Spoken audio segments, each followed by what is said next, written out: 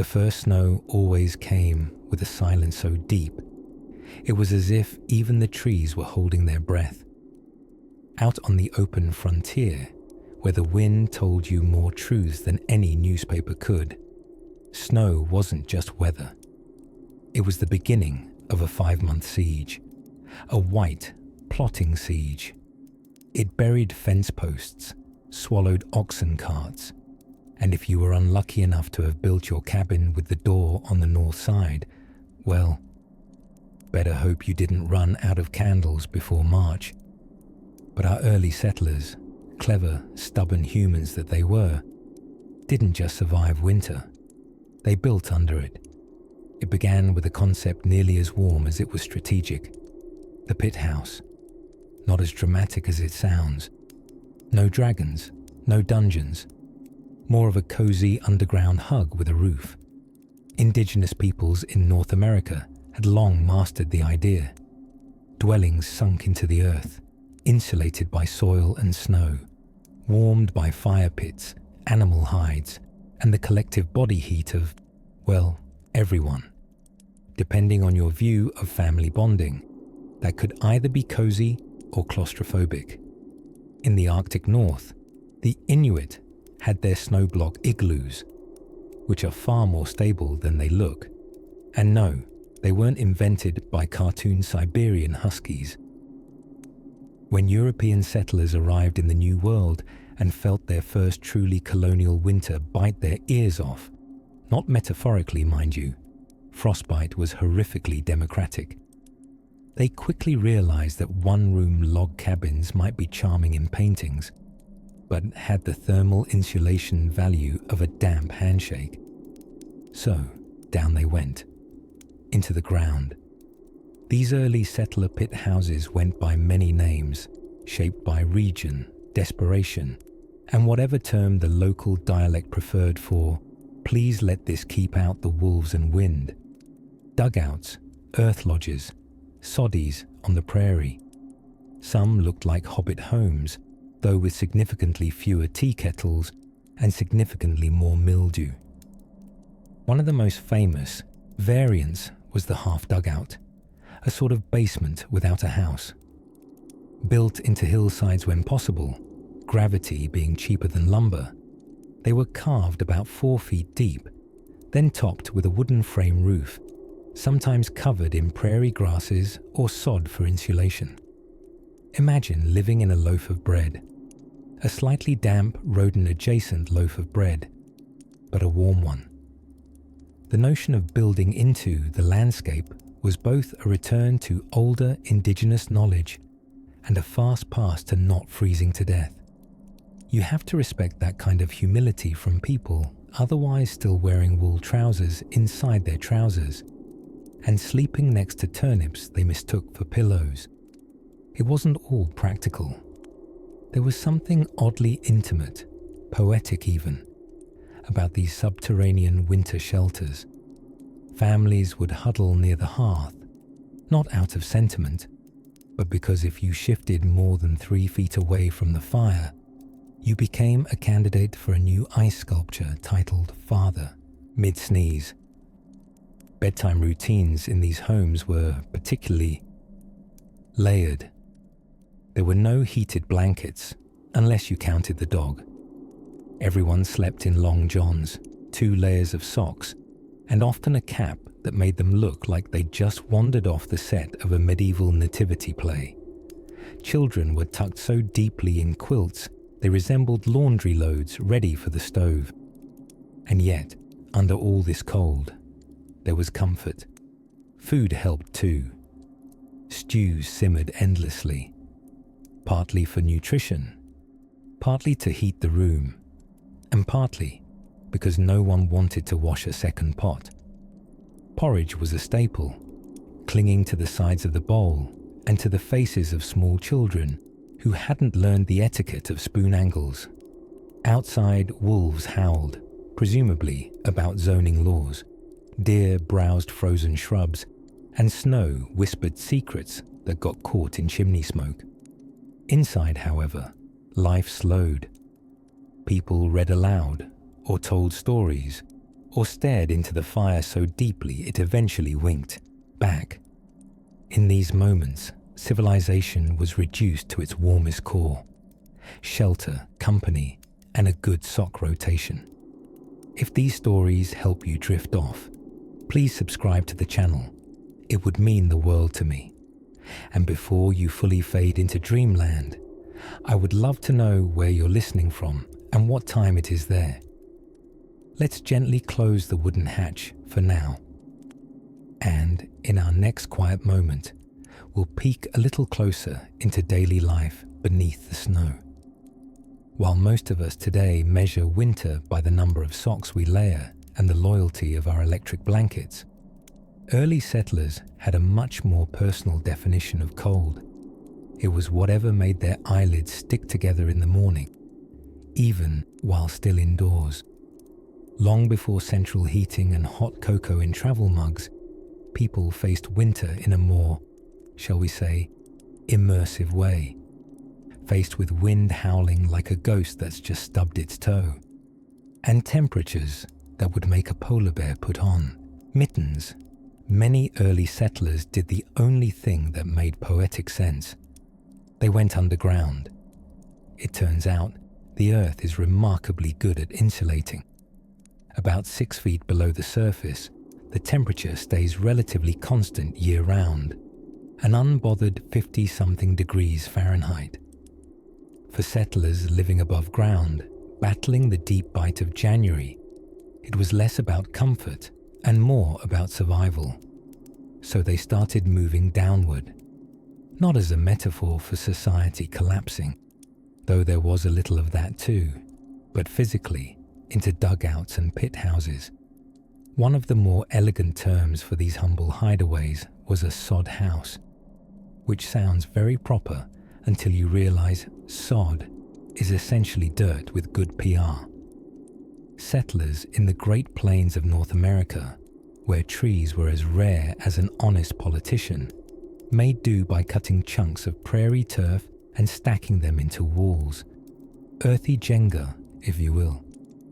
The result was a structure that blended perfectly into the landscape, hid from the wind, and, if built correctly, didn't fall on your head when it rained, which, if you ask me, is really the gold standard in architecture.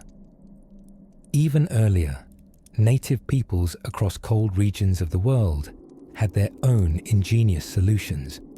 The Inuit, for example, mastered the physics of snow and built igloos, beautifully domed homes crafted from blocks of packed snow. Contrary to what you might hear in cartoons, these weren't just chilly survival bubbles. They were structurally sound, surprisingly warm, and could hold in heat so well that inside people sometimes wore less than they did outside, which, in the Arctic, was nothing short of sorcery. Farther south, in what's now the American Southwest, the ancestral Puebloans built pit houses, semi-subterranean dwellings with roofs made of logs and brush covered in mud.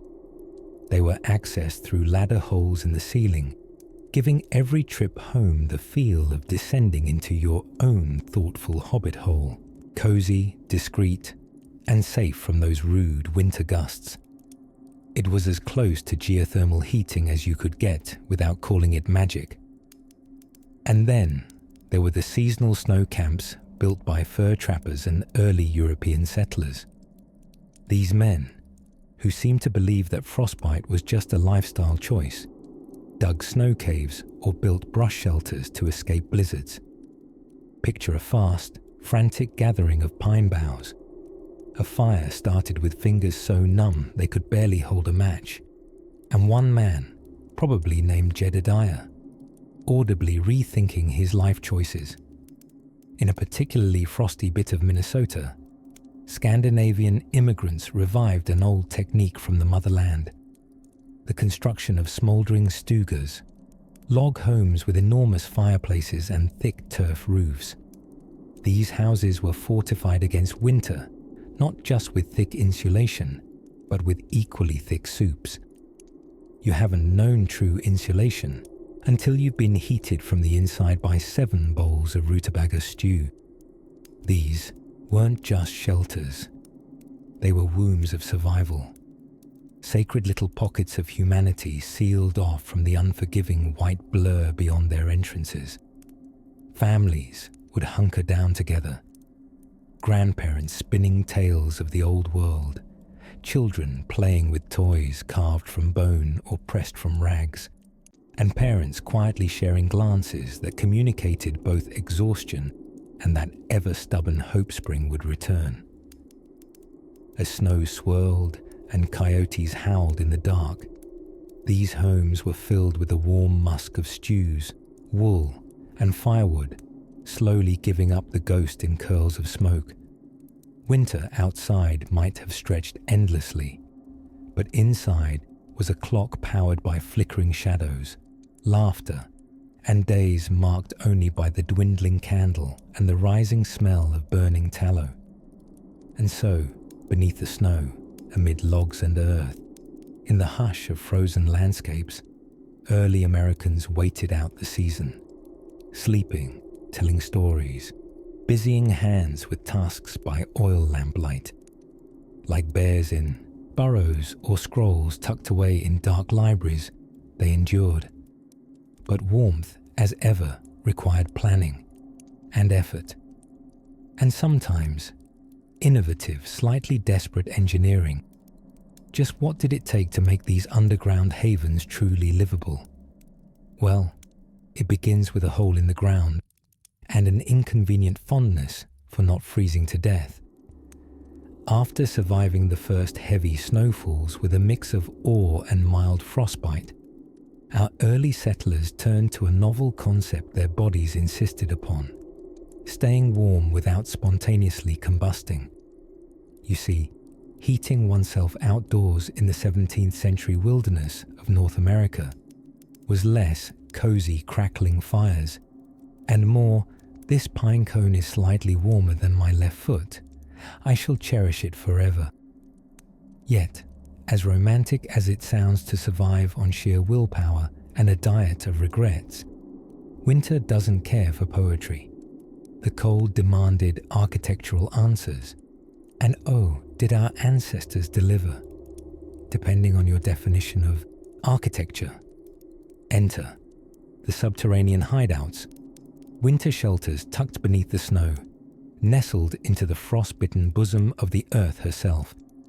Now, if you're picturing elaborate underground bunkers with wine cellars and hot toddies, let's gently roll back expectations. These shelters were usually small, dark, and deeply optimistic spaces carved from sod, logs, and whatever else hadn't already been devoured or frozen into a makeshift sled. The concept was simple yet elegant. If the surface world is icy purgatory, perhaps just under, it might take the edge off. Native peoples, of course, were years ahead of the game. Long before Europeans showed up wearing 3 layers of lace and no clue, indigenous communities had perfected winter living. The Inuit, for example, mastered the igloo, not just charming snow domes, but cleverly engineered thermal bubbles of survival. Each block angled just right, each chamber layered to trap heat. Think of it as nature's thermos, with better integrity than the colonists' wig glue in a blizzard. Other groups built pit houses, half-dug lodges with earthen roofs that cleverly used the planet's stable underground temperature to offset the biting cold above. These sunken homes were insulated by snow itself. Snow, it turns out, is terrible at conducting heat, making it excellent as both scenery and insulation, like sleeping inside a snowflake's secret diary. The early European settlers who paid attention to these methods fared better. The ones who didn't, well, they're now quietly commemorated in history books under phrases like the hungry winter or a learning experience. But for those who adapted, winter shelters came in many forms. Some, ever resourceful, dug into hillsides and lined their burrows with logs and mud. These semi-subterranean shelters, called dugouts, offered a kind of rustic womb against the storm. To enter one was to quite literally step into the earth's shaggy sweater and hope she wouldn't shake you off like fleas. Inside, life was minimal, but not unpleasant. A low fire might crackle near the entrance, the smoke threading through a makeshift chimney of bundled reeds or wishful thinking. Families huddled together beneath layers of furs, patchwork blankets, and occasionally an obliging dog. Meals consisted of whatever hadn't turned into a brick since autumn. Dried apples became chewy lifesavers, and cornmeal mush was served at every meal with a hopeful rebrand. Breakfast, mush. Lunch, mush. Dinner, you guessed it, deluxe mush, with a side of we're grateful to be alive. Despite the Spartan conditions, these winter shelters cultivated more than warmth. They grew a kind of intimacy with time itself. Days passed slowly, marked by the creak of wood beams, the occasional thump of snow sliding off the roof, or the intense personal drama of someone stealing the warmer side of the blanket. Storytelling soared. With little else to do in the long nights, families exchanged folk tales, legends, and mildly exaggerated accounts of the last bear encounter. Some even kept journals, recording days not by what happened, but by how cold their noses got. And there was, somehow, beauty in the stillness. In the muffled quiet of snow-packed roofs, the outside world hushed like a held breath. Inside, the glow of ember light threw soft shadows on earthen walls. A child's laugh, a spoon against a wooden bowl, the slow beat of a heart resting. All these were the sounds of survival, distilled into a season's lullaby. Outside, the blizzard might rage with operatic drama, but inside these humble shelters, life continued in warmth and whispers, a quiet rebellion against winter's roar.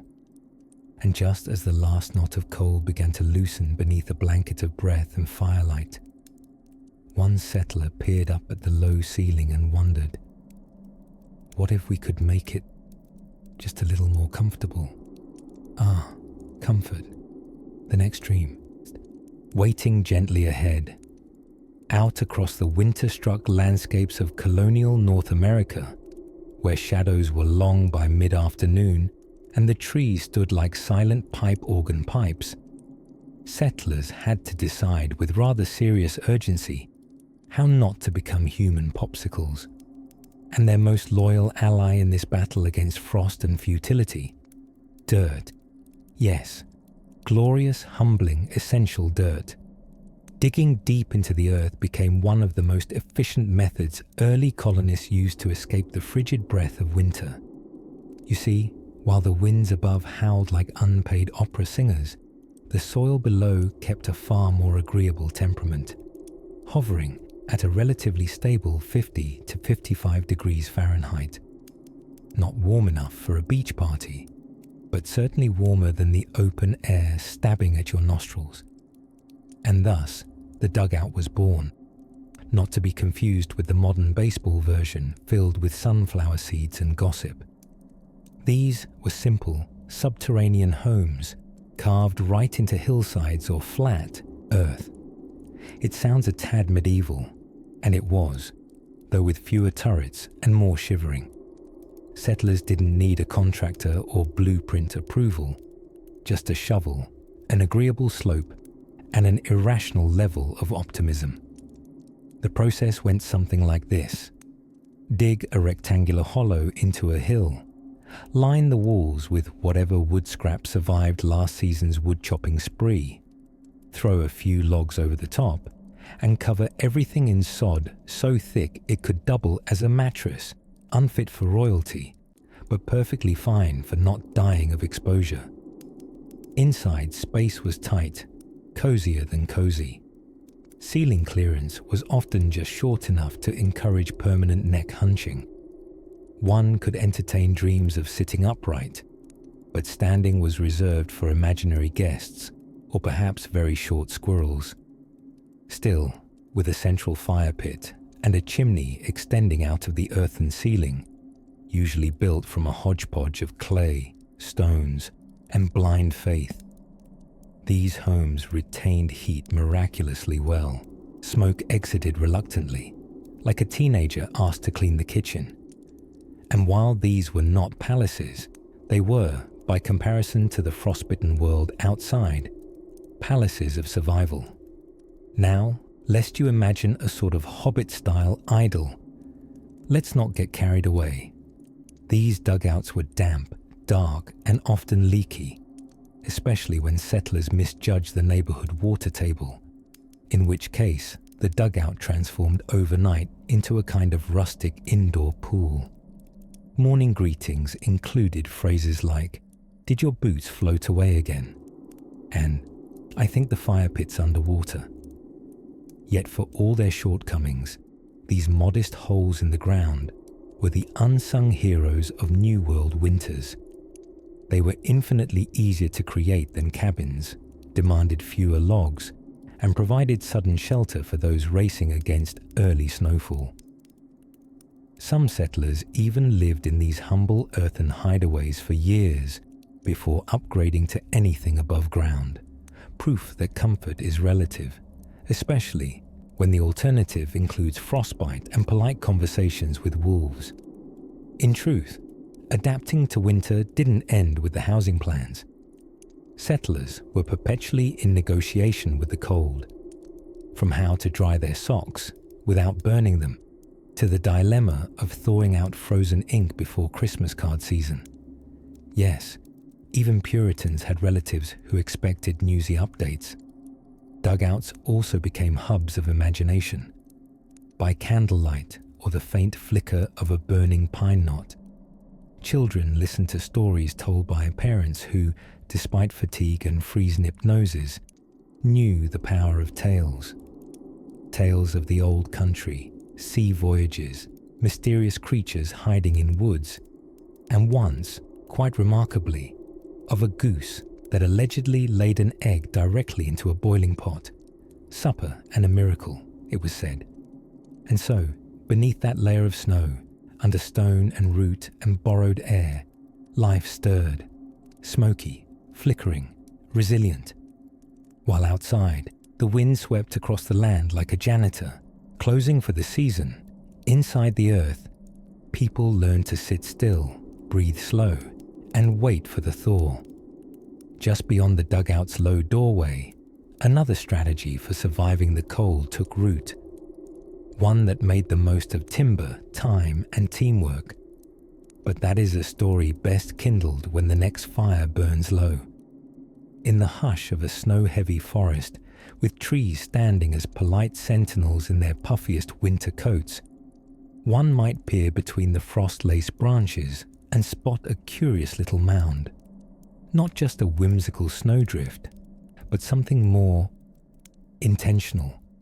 It doesn't puff steam like a chimney, yet it's warmer than a wool sweater left next to the hearth.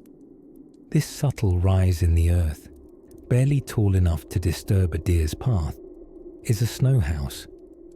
Not an igloo, necessarily, and definitely not the cartoon version with a polar bear waving from the top. What we're encountering here is the snug and slightly smoky world of the early settlers' winter dwelling, often built low to the ground and cozily subversive. These weren't always log cabins with frost-flecked windows and freshly baked pie on the sill.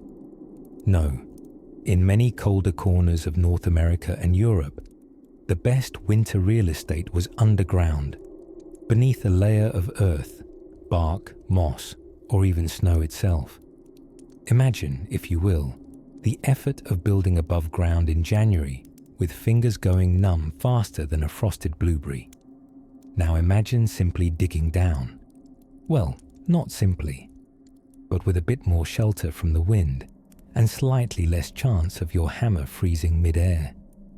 This was the philosophy behind the pit house, beloved by many indigenous peoples and later adopted, in their own clumsy way, by settlers who arrived too late in the year and too optimistically dressed. A pit house was dug into the earth, often lined with stone or timber, and covered with a roof of poles, bark, and insulating snow.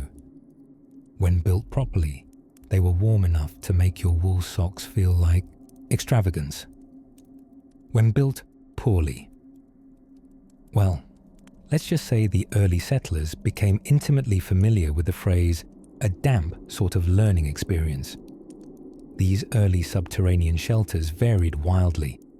In Scandinavia, turf houses topped with grass and snow created a landscape of peculiar knolls.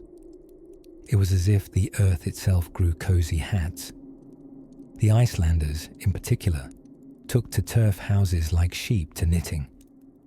With their basalt stones, wool-lined walls, and smoked interiors, they created dwellings so insulated that the wind thought twice before rattling the timbers.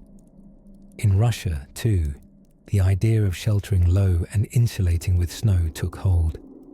Not out of choice necessarily, but because Russian winters care very little about human opinion. The zemlyanka, a dugout-style cabin, was used both by peasants and soldiers, often heated with a centrally placed stove.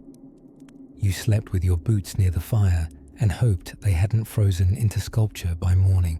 Back across the Atlantic, even the most stubborn colonists of Canada and New England eventually realized that their beloved English cottage designs were about as practical in a blizzard as a paper umbrella in a hurricane.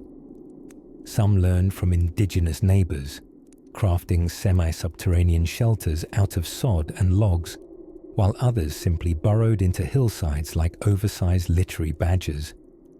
Inside these earthy havens, life was, let's go with condensed. The ceilings were low, the air was rich with the scent of smoked meat and unwashed wool, and every creak of the log sounded like a bear tiptoeing nearby. But you were alive. More importantly, you were warm. Warmth, in the 18th and 19th centuries, was not a given. It was an achievement. Firewood was currency. Insulation, a revelation. In some communities, the walls of these winter shelters were lined with hay or animal pelts, and in others, with walls made of compacted snow itself. The snow, ironically, acting as a keeper of warmth. Snow, you see, is essentially nature's quietest blanket. It traps air, muffles sound, and doesn't complain if you lean against it. As long as it doesn't melt suddenly, it serves with surprising loyalty. Lighting, of course, was modest at best. Tallow candles, oil lamps, and the dancing amber tongue of the hearth flame were your companions through the dark months. Shadows joined the family. Time measured itself in fire refills and soup stirrings. It was a slow, smoky way of living, best suited to knitting mufflers and pondering the mysterious whereabouts of the last turnip. But beneath all the creaks and the coughs of a long winter lay a quiet brilliance. These structures, whether dug, thatched, mounded, or nestled into hillsides, were marvels of human improvisation. They didn't just defy the cold, they danced with it, pressed into the earth not as victims of frost, but as whispered participants in its still and silent poetry. And somewhere, under the snow-panelled roof of a turf-covered hut, a family listens to the wind howl outside and smiles because they've outwitted winter once again. Let's press further now, into the tools and chunky footwear that made such frosty triumphs possible. Snow. It looks pure and weightless on the surface, doesn't it? A floating lace of winter's breath drifting onto the already countless blankets beneath.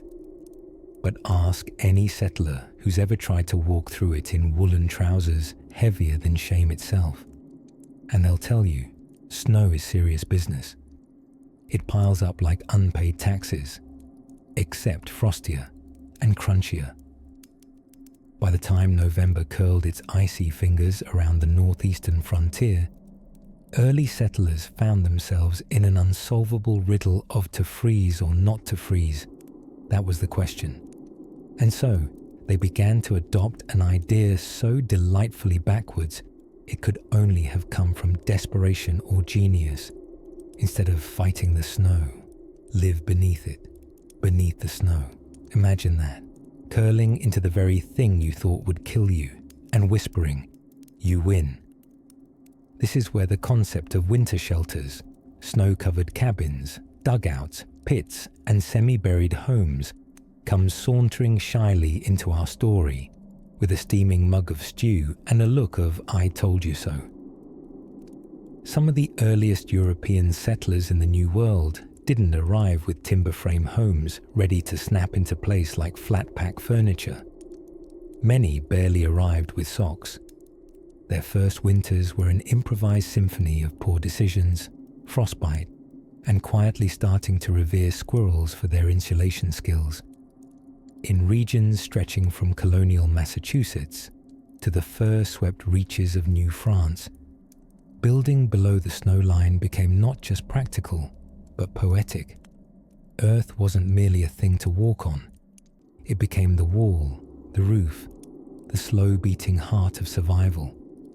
The French had a word for it, a habitation de neige, or snow dwelling, though that sounds more romantic than what it often was, which was a hole in the ground, hastily reinforced with whatever wasn't currently on fire in the hearth.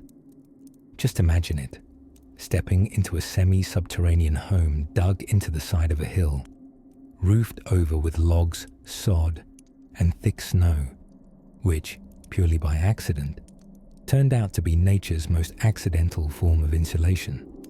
Thick snow traps heat like regrets trap you at 3 a.m. And despite looking like the den of a very tidy bear, these homes could stay surprisingly warm. Warmer, in fact, than some of their above-ground counterparts still trying to bluff their way through December. Inside, the smell of drying herbs mixed with smoke curling from a central fire pit. Again, this fire pit often shared space with a family dog, a 2-week stew, and a variety of damp mittens hanging from ceiling rafters. Well, they weren't really rafters, more like sticks someone confidently declared beams. Settlers learned quickly that warmth had to be stewarded like gold. No, firewood was wasted. Even potato peelings joined the effort. And to trap every precious ounce of heat, entryways were constructed with small tunnels or drop-downs. Stoop low, step in, and let the cold wind chase its tail outside, where it belonged. By morning, if the smoke hole hadn't gotten crusted shut with frost, and there was at least one unburnt log remaining, it was considered a roaring success. Of course, not all underground ideas were equally brilliant. Some cabins sank over time into their own soggy melancholies. Others forgot about rainfall, snowmelt, or the unfortunate tendency of frozen soil to not be as stable as one might hope. There were lessons, certainly, like don't store extra salted pork in the eaves. Raccoons are faster than you think. And also, if your chimney is a hollowed-out tree stump, keep an eye on sap. There's nothing merry about flaming syrup. But where practicality met ingenuity, something beautiful happened. These tucked-away homes whispered of a kind of winter resilience we rarely remember now, of carving hollows into the land and calling them temporary havens. Not palaces, not mansions, but warmth wrapped in whispering soil and snow. And the settlers, whether Dutch-speaking, English fumbling, or singing French lullabies to restless toddlers under buffalo hides, understood one critical truth. If the earth could give you potatoes, it could also give you shelter. Evenings passed slowly. Flames flickered across low ceilings. Journal entries scratched onto scraps of birch bark spoke of longings for spring, of dreams swirling like embers in smoke. They told a quieter kind of adventure, of survival not through conquest, but through curling inward into the land itself. And somewhere, beneath the thick hush of snow, a dog snored near the fire, a kettle hummed with boiled acorns, and a child traced their tiny finger around patterns frost had painted on the doorframe. Warm against all odds, the deep snow flattened sounds. The world, for now, was quiet. And in that quiet, something else was beginning to stir, a more ambitious kind of shelter, one that required not only digging and thatch, but a little bit of architectural persuasion.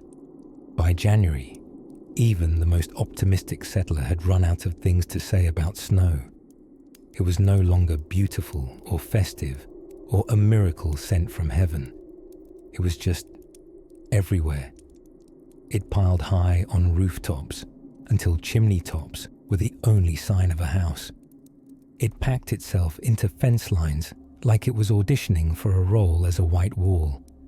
It howled around corners, spilled down boots, and stole axes that had foolishly been left outside. Even tools, it seemed, were fleeing the winter.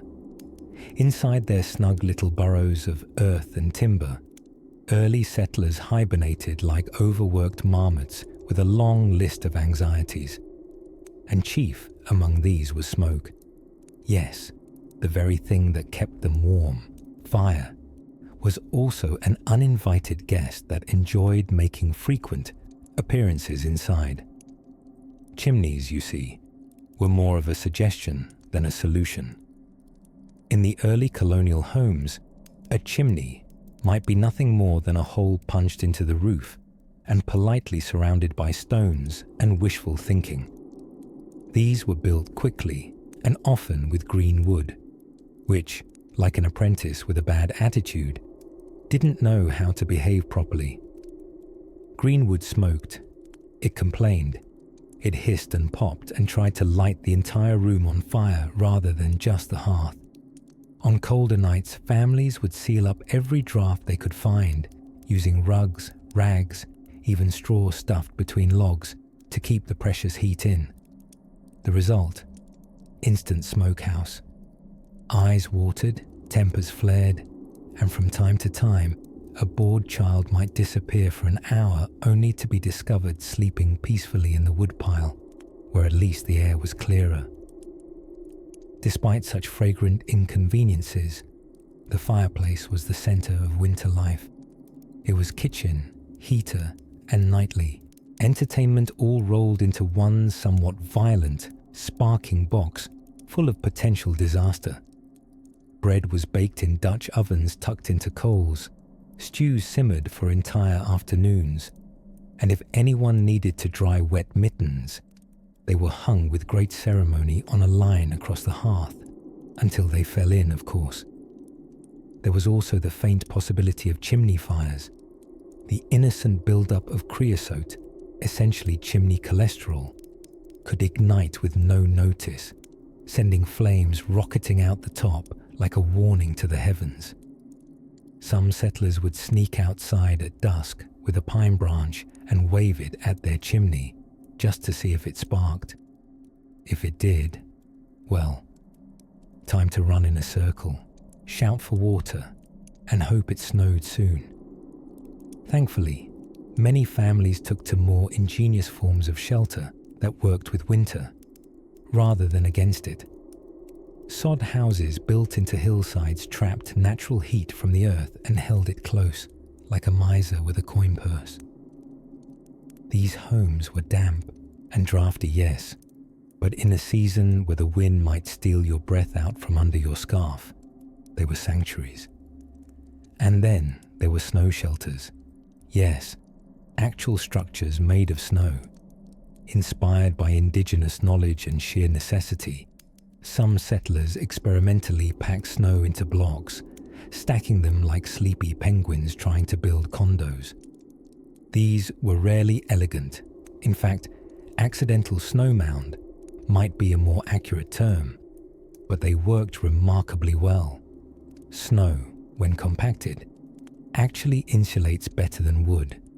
It's the only time in history people actively thanked snow for showing up late to dinner and sitting on their roofs.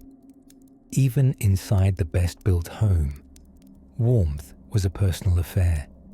Men slept in their long johns, women under layers of wool, and children were sandwiched into bed like little lanterns between oiled parchment sheets of flannel.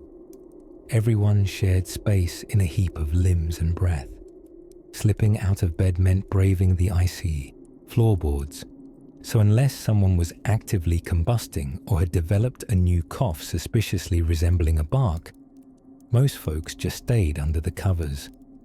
Some would keep hot stones wrapped in rags at their feet, a method that made one feel both pampered and ever so slightly scalded. Others preferred the company of the family dog, who needed no encouragement to curl up in the crook of a leg and snore like it had paid rent.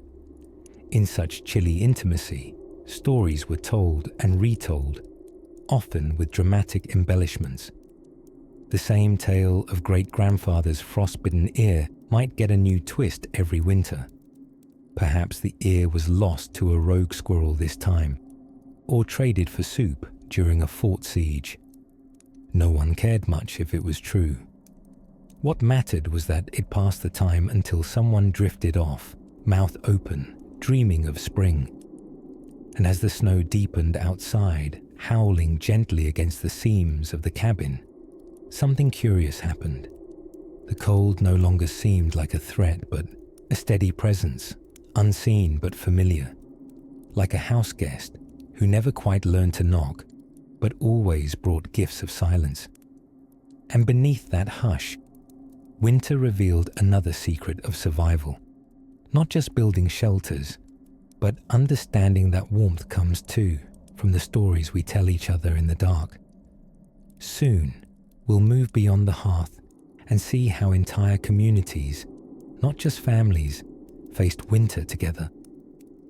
The old ox cart groaned under the weight of cedar planks and stubbornly frozen bread.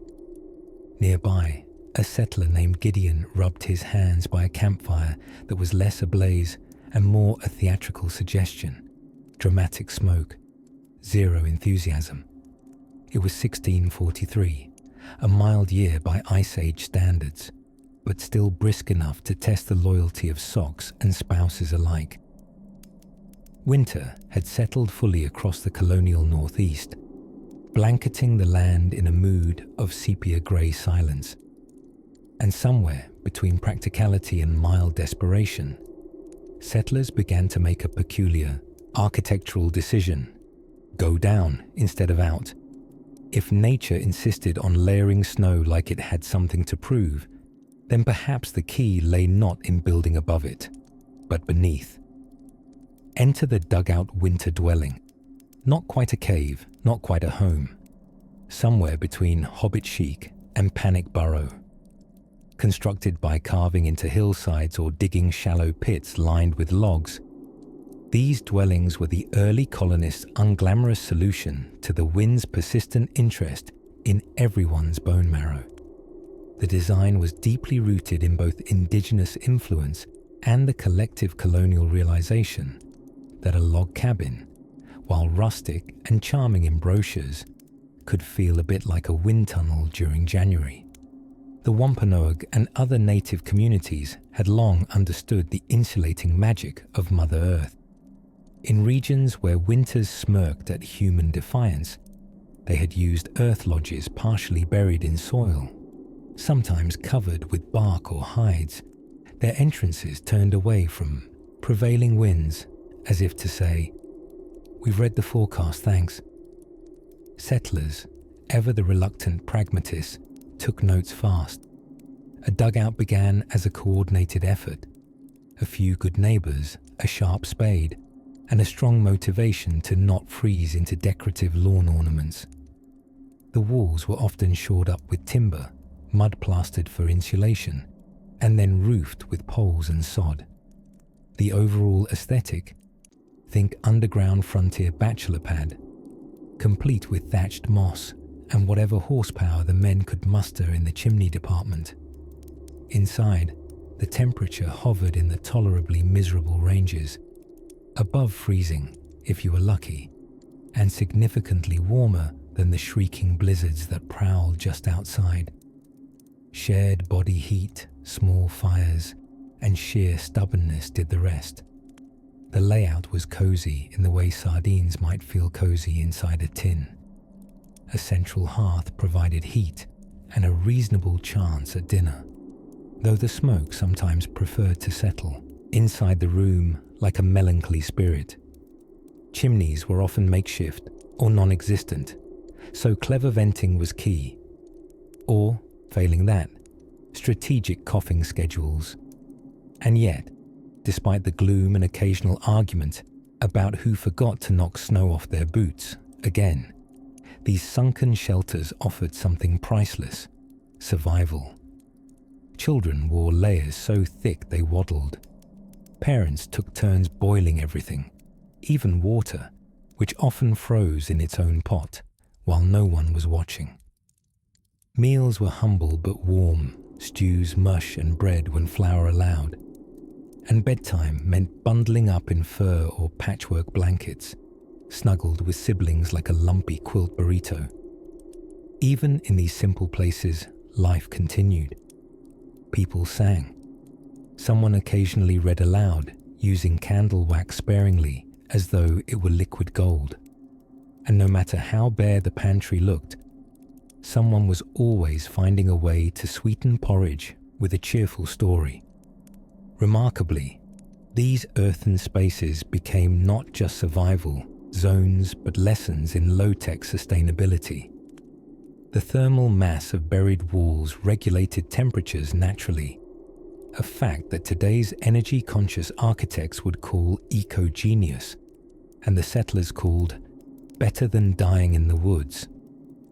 And while the above-ground cabins would rise again in spring, flush with sun and overly optimistic daffodils, these humble ground-hugging homes left behind quiet legacies, dug deep into the earth, and remembered mostly by frostbitten toes and grateful descendants.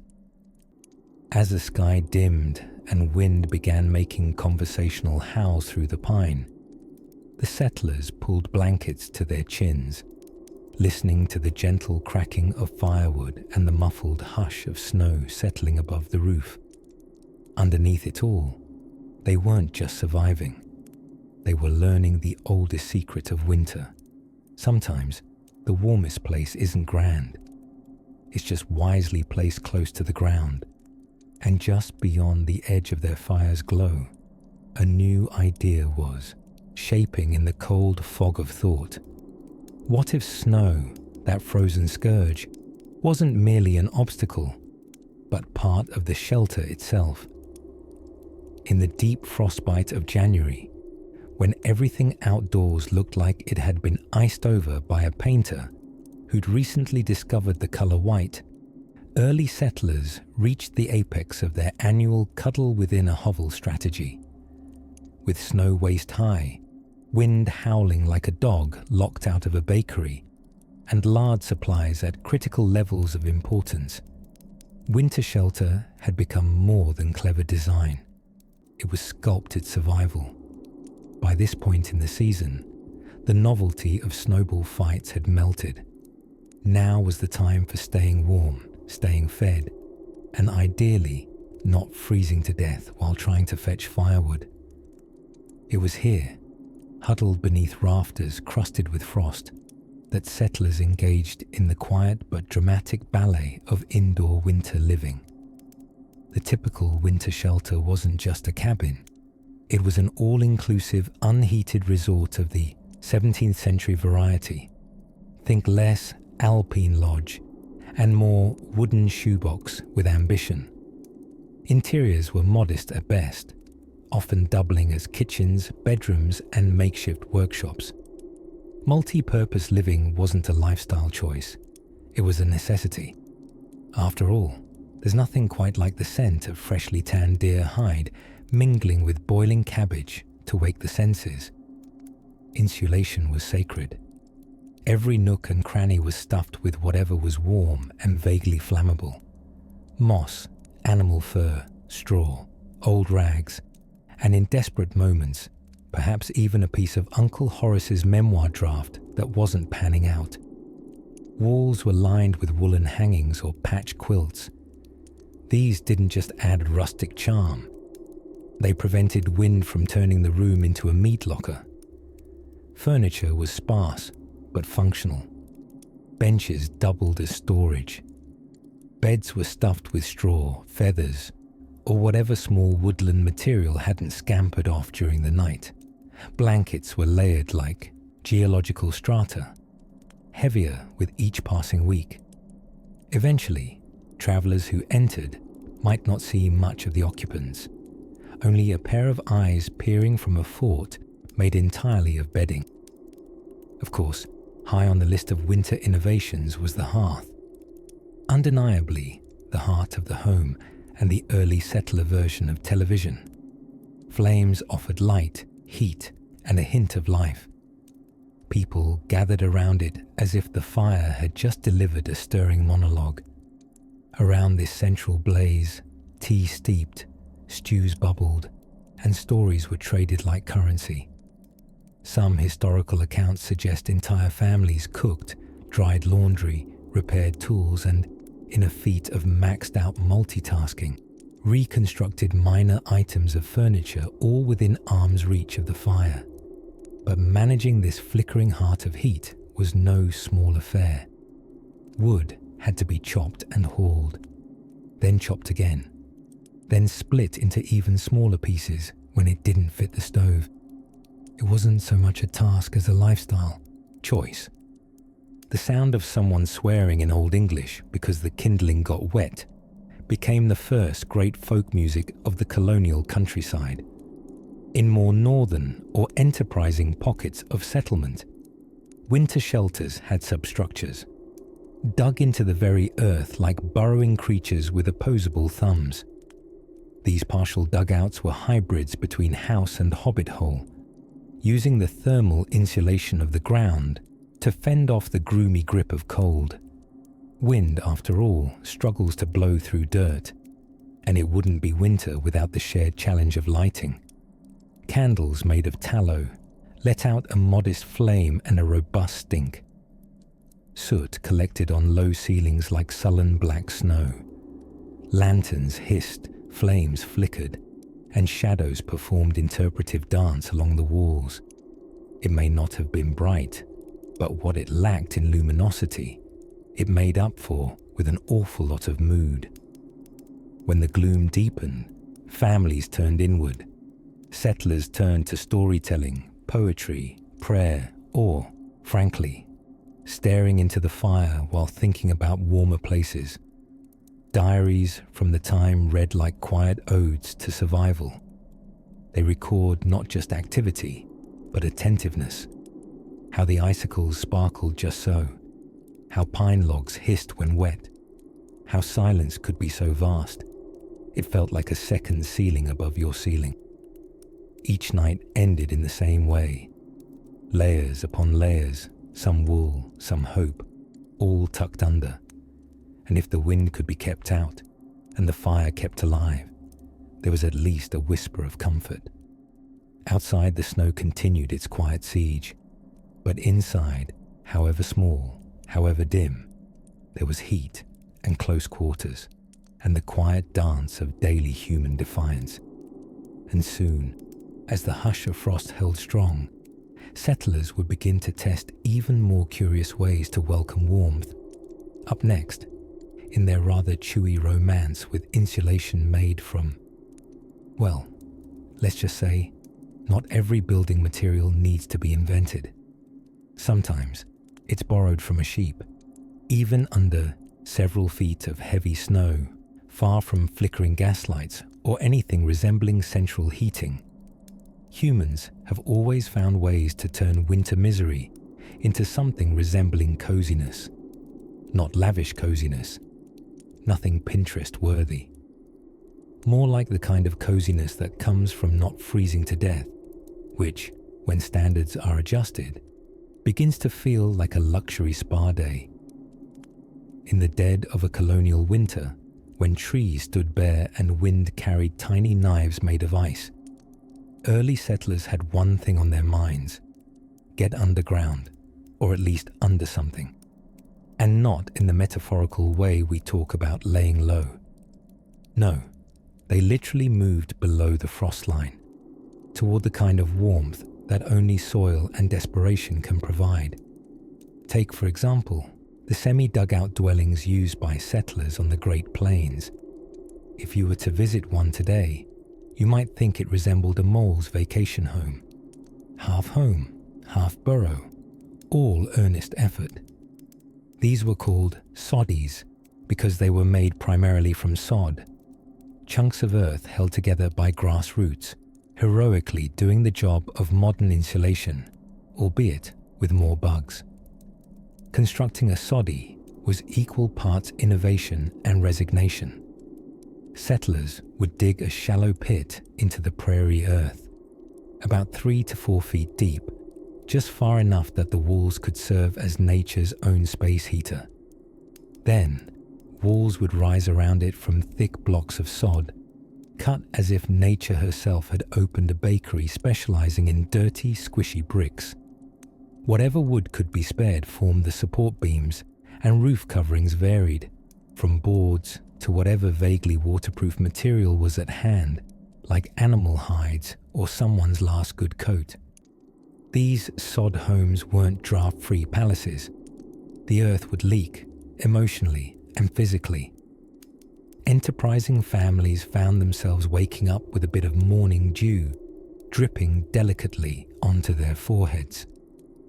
Windows were often non-existent or made of paper soaked in animal fat, which had the added bonus of smelling like dinner when the sunlight hit just right.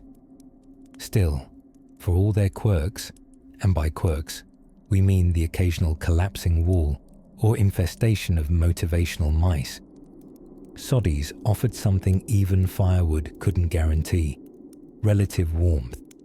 The earth, once insulted at being dug into, returned the favor by holding heat, keeping temperatures inside just high enough to prevent turning into a human popsicle.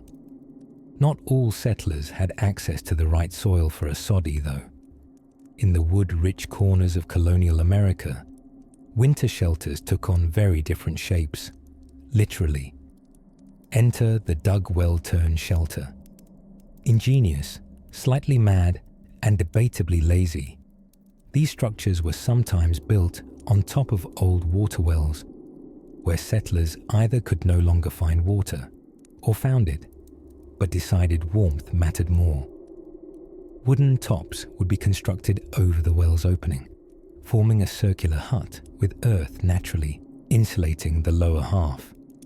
Ladders provided access, both in and out, depending on how social one was feeling that day.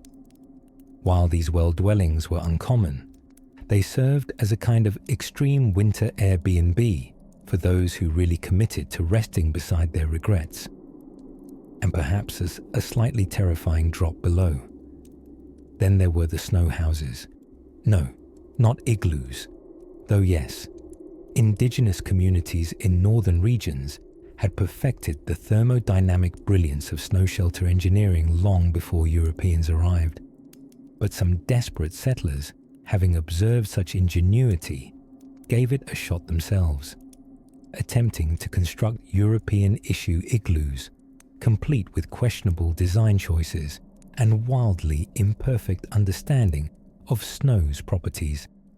Many learned, eventually, that stacking snow is not the same as building blocks, especially when the snow is the wrong kind, and your only tool is a terrified hatchet. Still, for every collapsed snow hut, there were 20 surprisingly sturdy banked cabins, wooden homes surrounded by thick banks of snow piled deliberately along the outside walls. The snow, ironically, worked as insulation. Yes, the very substance that inspired so many complaints and wet socks was transformed into a thermal blanket. Cabin life with snowbank insulation wasn't glamorous, but it offered something rare in those bitter months: stillness. Inside those walls of packed snow and stacked logs, the world got quieter. The fires crackled, boots dried by the hearth like shrunken sacrificial offerings, and the wind, once a howling banshee, was softened to a distant murmur. Families would huddle together under quilts so heavy they should have been taxed as furniture.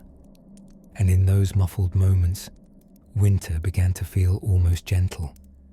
And so, the night deepens, pressing softly against the earth-packed walls and whispering secrets in the grain of every log.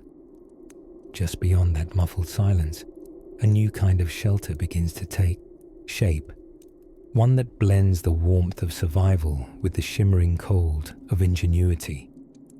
Let's listen close, as the winds howled like wolves in a poetry slam, and the snow painted everything with the tenderness of a forgetful artist using only one brush. Early settlers stared down the face of winter with a shrug and a plan, both of which evolved considerably over time. By mid-season, the novelty of frostbitten earlobes had thoroughly worn off, and it was necessity, not masochism, that drove these brave souls to discover a curious little trick: the power of shared warmth. Now, contrary to popular imagination, early settlers did not spend their winters huddled solitary in snow huts, repenting their geographic decisions. No. They turned to each other in what can only be described as history's coziest logistical nightmare: communal living. Multiple families banded together, crammed into a single shelter more snug than a bishop in snowshoes, and shared not just warmth but stories, food, chores, and, if one was particularly unlucky, the dripping sounds of everyone's collective sniffles. These winter lodges, be they log cabins, sod huts, or earth-bermed dugouts, became something of a wintry social experiment. It turns out 8 humans in close proximity for 4 months without privacy is less a divine design and more a recipe for philosophical banter interrupted regularly by arguments over who misplaced the beanpot. Inside these shelters, time ticked slower. The outside world was reduced to the occasional creak of ice or the gentle sigh of wind across the chimney. And yet, indoors, there was a kind of pulsing rhythm to life. Water was fetched daily by breaking through a hole in the ice if you were lucky enough to have running water. Spoiler, no one did. Meals were cooked over modest hearths, shared out with ladles big enough to row a canoe with, and tasted of smoky generosity and whatever root vegetables hadn't turned to mush. Sleeping arrangements were conducted in tiers of relative despair. Parents took the lower bunks. Aged backs demanded at least some graciousness from the creaky wood frames, while children clambered to the top, nimble and oblivious to how heat rises, and how this would soon become a poorly ventilated inferno of tiny elbows and dream squeals. Infants, if there were any, often slept in warming pans filled with coals, essentially tiny hot tubs of survival anesthetics. Amid all this, human connection bloomed like moss on a stone oven.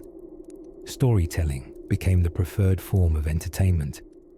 There were no televisions, no radios, not even a copy of a seedy Victorian penny dreadful. Instead, old tales were passed down, twisted a little with each retelling, until someone's great uncle became part bear and part politician. Humour spun from hardship, and boredom found fertile ground in imagination. One could be snowed in for 3 weeks and emerge with 17 made-up saints and a compelling theory on how potatoes invented dance. Even chores became theatre, a kind of wintry ballet. Meat was preserved with smoke and salt, and no small amount of wishful thinking. With no reliable thermometers, settlers gauged temperatures by seeing how long it took a chicken feather to freeze mid-air, or whether their eyelashes snapped off when they blinked. Laundry, when it happened at all, was conducted by melting snow in iron kettles and then schlepping soggy woolen garments to a nearby line where they would freeze as delicately as antique sculpture. Fashionable? Not exactly. Effective? Let's just say stiff breeches encouraged good posture. It wasn't all hardship though. There was a beauty to this madness. The rhythmic crunch of footsteps on packed snow during necessary outings. The subtle amber glow from the hearth, casting dancing shadows on cabin walls. The way voices softened when reading aloud by candlelight, competing gently with the occasional whistle of the wind. Now, if you had walked by one of these winter shelters at night, you'd hear the soft murmur of voices, the creak of wood under shifting bodies, maybe the whistle of someone who had just learned how to whistle and was annoying everyone with it. But more than anything, you'd feel the thick blanket of humanity layered like patchwork quilts over every square inch of wood, wool, and breath. And back inside, as snow piled up like nature's quilt, over the soddy roof, and the dogs curled tighter for the night near the embers, the settlers drew each other close, not out of romance or ritual, but out of pragmatic love. The kind of love that knows heat is a shared resource and shuffles closer without asking. Come morning, someone would rise first, always brave or foolish, to rekindle the fire. They'd tug on frozen boots, hiss a bit as they slid into the cold, then trudge out, ducking beneath a low beam. But before then, in those fragile morning hours, winter itself paused to listen. And just behind the flickering firelight, preparations were already quietly stirring, for a rather significant role played not by fire nor food, but something far more magical: insulation. Winter nights on the frontier had a remarkable way of turning even the most stoic trapper into a poet of sorts, or at least into someone who talked to his soup. These long nights, illuminated by the glow of a resin-rich pine knot or the shy flicker of a tallow candle, weren't just cold. They were profoundly, stubbornly, majestically cold. And one of the great marvels of early settler ingenuity was not a fancy new tool or a fashionable beaver-skin bonnet, but something far humbler: the ability to survive beneath the snow. Now, if you've ever built a snow fort as a child and thought it was your own personal polar palace, you were participating in a time-honored tradition more ancient than mismatched mittens. Early settlers, especially in regions like the northern Great Plains and the forests of New France, quickly figured out what the Inuit had known for centuries. Snow, as fickle as it might seem, is an excellent insulator.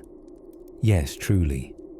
What seems like the villain in your driveway each winter is, if compacted just right, nature's wool blanket. These undersnow shelters, called quinzees, were a favorite among fur traders, trappers, and occasionally the very desperate. The process was deceptively simple. Pile up a great mound of snow, let it settle and sinter, a delightfully frozen word meaning the snow crystals slowly fuse together, then scoop out the middle. The result? A dome-shaped hideaway that could be 20 degrees warmer inside than out, which in Canadian February terms is the difference between "I can feel my toes" and "my toes have been promoted to folklore." In the vast reaches of Quebec during the 1700s, voyageurs, those strong-backed paddlers of canoes and wielders of terrible French puns, would find themselves frozen into place mid-route, forced to wait out snowstorms in makeshift snowy dens. With their bundles of trade goods tucked safely under a spruce bough tarp and a few strips of dried venison for company, they would sleep clustered like sardines that had taken a keen interest in beaver pelts. Of course, life beneath the snow was not entirely glamorous. there were difficulties. A poorly ventilated snow shelter could cause suffocation from carbon dioxide, which is history's least dignified way to go for a person in a fur hat. The solution: a small hole poked into the dome, often with a stick left twirling to keep the path clear, resembling a very slow, very chilly ceiling fan. Settlers didn't limit themselves to purest snow digs either. They quickly learned from indigenous wisdom and began to build semi-subterranean shelters known as pit houses or earth lodges, particularly in the northwestern plateau region. These snug homes, dug into the ground and covered with logs and earth, and occasionally roofed with thick turf, could be positively toasty inside if you had a small fire and a fur-lined robe. Or 5.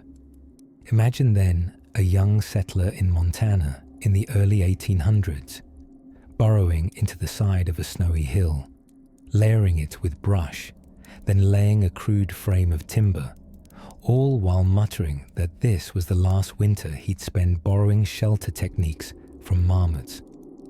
But when the snow came down and the winds howled across the plains like gossip across a church pew, he was grateful. Grateful for the earth's silence. Grateful for the smell of pine smoke instead of frozen oxen. Grateful, too, for the sly wisdom passed on from peoples who had long known how to coax warmth from winter. Being snowbound had its own brand of culture. Stories were told, mostly exaggerated. Card games invented from boredom and vague memory created new family traditions. And occasionally, in places like Minnesota, short-lived contests developed to see who could maintain their snow den longest without going above ground. A competition equal parts stubbornness and early symptoms of cabin fever. Tools left outside would disappear until July. Chickens, if they hadn't been eaten already, would sometimes be coaxed into these makeshift shelters for shared body heat. And during these long months with nothing but snow and time wrapped around them, some settlers began writing weather diaries, recording temperatures, wind speeds, and whether or not they could still locate the door. And yet, despite the hardship, many looked back fondly on those winters. The snow muffled all sound save for the occasional moan of trees shifting under frozen tension. Inside, by whatever small hearth they had, families pressed closer, stories spun longer, and occasionally potatoes baked entirely through. It wasn't comfort, exactly, but it was peace. And sometimes sleep came gently, nestled beneath the ground, beneath the snow, beneath a sky waiting patiently for spring. And just beyond the snowbanks, deeper into the forest, more secrets of life in the frozen woods were waiting to be unearthed. By the middle of January, the snow no longer whispered as it fell. It had grown comfortable now, stretching like a thick down quilt over the land, setting up residency on every rooftop, fence post, an unfortunate bundle of firewood someone forgot to bring in before the drifts arrived. Life beneath this great white silence had entered a kind of slow-motion theatre, with each act carefully choreographed. Open door, dash out, haul water, dash back in, slam door, shiver dramatically, and mutter something deeply uncomplimentary about the wind. Inside their snow-sunk shelters, early European settlers had, by this point in winter, developed sophisticated systems of survival, most of which involved sitting very, very still while hoping not to run out of turnips. The homes themselves, the dugouts, sod houses, and log cabins pressed against mounds of snow, were often so thoroughly banked by drifts that they resembled mushroom caps or scones left too long on the fire. And with winter's insulation wrapping the world in silence, even the sound of footsteps above could feel like thunder if a neighbor trudged by on skis fashioned from fence slats and a prayer. Now, To describe a pioneer's typical morning during a deep winter would require patience, as it required them. Rising early, because the roosters never agreed to hibernate, the homesteader would light the fire for the fourth or fifth time that night, depending on the stubbornness of the chimney, and begin preparing a breakfast that was half food, half hard-earned illusion. A favorite dish: mush. Yes, just mush. Sometimes oatmeal, sometimes cornmeal.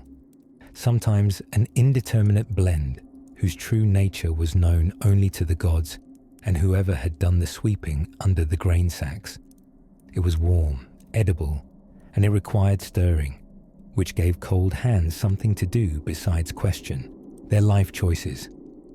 Clothing, if one might call it that, came in layers, each more convincing than the last. An undershift, long woolen stockings, a skirt or trousers of thick homespun cloth, undershirts, overshirts, over-overshirts, then outer garments fashioned from anything from deerskin to canvas sacks that had once contained flour or perhaps letters from a previous identity. Think of the Michelin Man, but in a stage adaptation set in 1832, rural Vermont, and with fewer brand sponsorships. Life under snow was not just about physical survival, though. It was also about keeping the mind busy, lest it begin to wander dangerously into madness or poetry. Enter the art of winter storytelling. With nothing much to tend but the fire and the stewing pot, families gathered in what warmth there was, passing time with tales of the old world, of mysterious beasts, of long past winters far worse than this one, possibly exaggerated, and of the neighbour down the way whose chimney had once exploded from improperly cured goat tallow. Children would huddle around their elders, eyes wide not just from the tales, but also from the caffeine obtained via chicory root tea. Not recommended for toddlers, and yet. Books were rare, but treasured when they appeared. A single, well-read Bible might become a rotating literary performance, with chapters read aloud in solemn tones by day, then reinterpreted at night for entertainment, with dramatic flair, improvised sound effects, and oddly specific references to neighbor Ruth's entirely hypothetical romantic misadventures. For the musically inclined, this frozen subterranean life offered opportunity too. Fiddles echoed under low ceilings. Mouth harps twanged like the distant thought of summer. Sometimes, in particularly desperate scenarios, someone might even attempt to construct a banjo-like instrument out of dried animal hide and salvage barrel hoops. These efforts, while noble in intention, often ended with the house dog howling in protest and a 3-day silence agreement among the residents. Outside, wind sculpted snow into peculiar shapes. To the imaginative settler, these became silent landscapes of snow giants, sleeping cattle, or armies of frozen ghosts tiptoeing over the crust of the earth. Inside was warmth, potatoes, and the odd dried apple. Outside was a perfectly reasonable excuse not to run errands until March. Sometimes the snowbanks grew so high that windows had to be kept clear from inside with hot water and sheer optimism. Light filters poorly through ice, so lanterns were precious. Wicks trimmed as carefully as beards. Whale oil, when available, burned with a soft yellow glow and a smell that made everyone glad rustic perfumes had not yet been invented. Time passed slowly. Minds softened to it.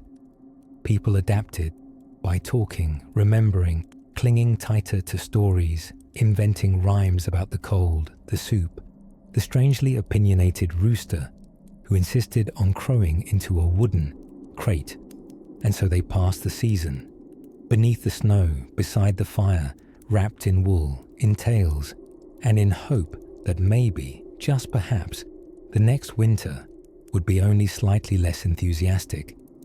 But of course, surviving the deep snow was only half the experience. The real test came when spring tiptoed into town, melting everything in sight and exposing all the mysterious piles, some formerly firewood, others formerly shoes. Once the snow blanketed the world like a poorly spread white frosting. The game of survival for early settlers became less of a sprint and more of a stubborn, slow waltz. Daylight dwindled like a candle stub. Food was either frozen or furred, and firewood always seemed to be in the wrong place, namely, outside. And so, humans, those persisting bundles of opposable thumbs and premature optimism, began employing their true winter survival tactic: delegation to architecture. Enter the snow shelter, humanity's cold weather cocoon, shaped not only by necessity, but by a kind of rustic ingenuity that made do with little and still managed not to lose toes. In the far north, where the breath of winter was less of a chill and more of a full-body chokehold, ingenuity took the form of the semi-subterranean sod house. The settlers didn't so much build on the land as burrow into it. These homes were not glamorous, they were not charming, but like a favorite casserole dish from your weird uncle, they worked remarkably well and mysteriously didn't poison anyone. A good sod house began with a pit. That's right, a pit. Imagine, if you will, a hopeful settler gazing at the prairie and thinking, you know, what this place really needs is a hole. They dig 4 to 6 feet down, sometimes deeper, hitting the frost line with a satisfying thud and no small amount of cursing. Then came the walls, often a motley collection of sod blocks, thick chunks of grassy earth, sliced carefully and laid like dirty bricks. So essentially, green Legos made of dirt and frozen roots. The roof, well, that was a patchwork marvel, cobbled together from whatever wood they could find, interlaced with brush, and weighted down with more sod. The result was a house that looked like it had given up halfway through becoming a bush, but inside it could be marvelously warm.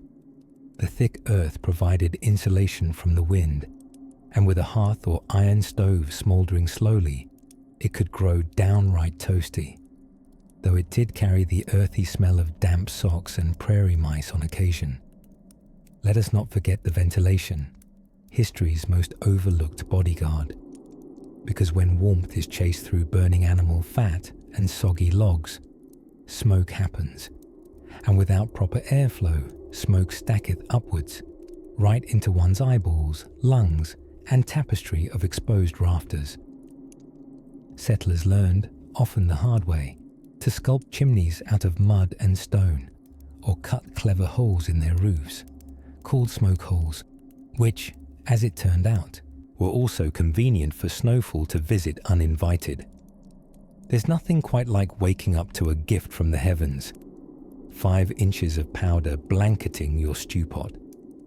Inside the shelter, life moved to a different rhythm. Time became a fuzzy concept. Days were measured by candles or stove refills.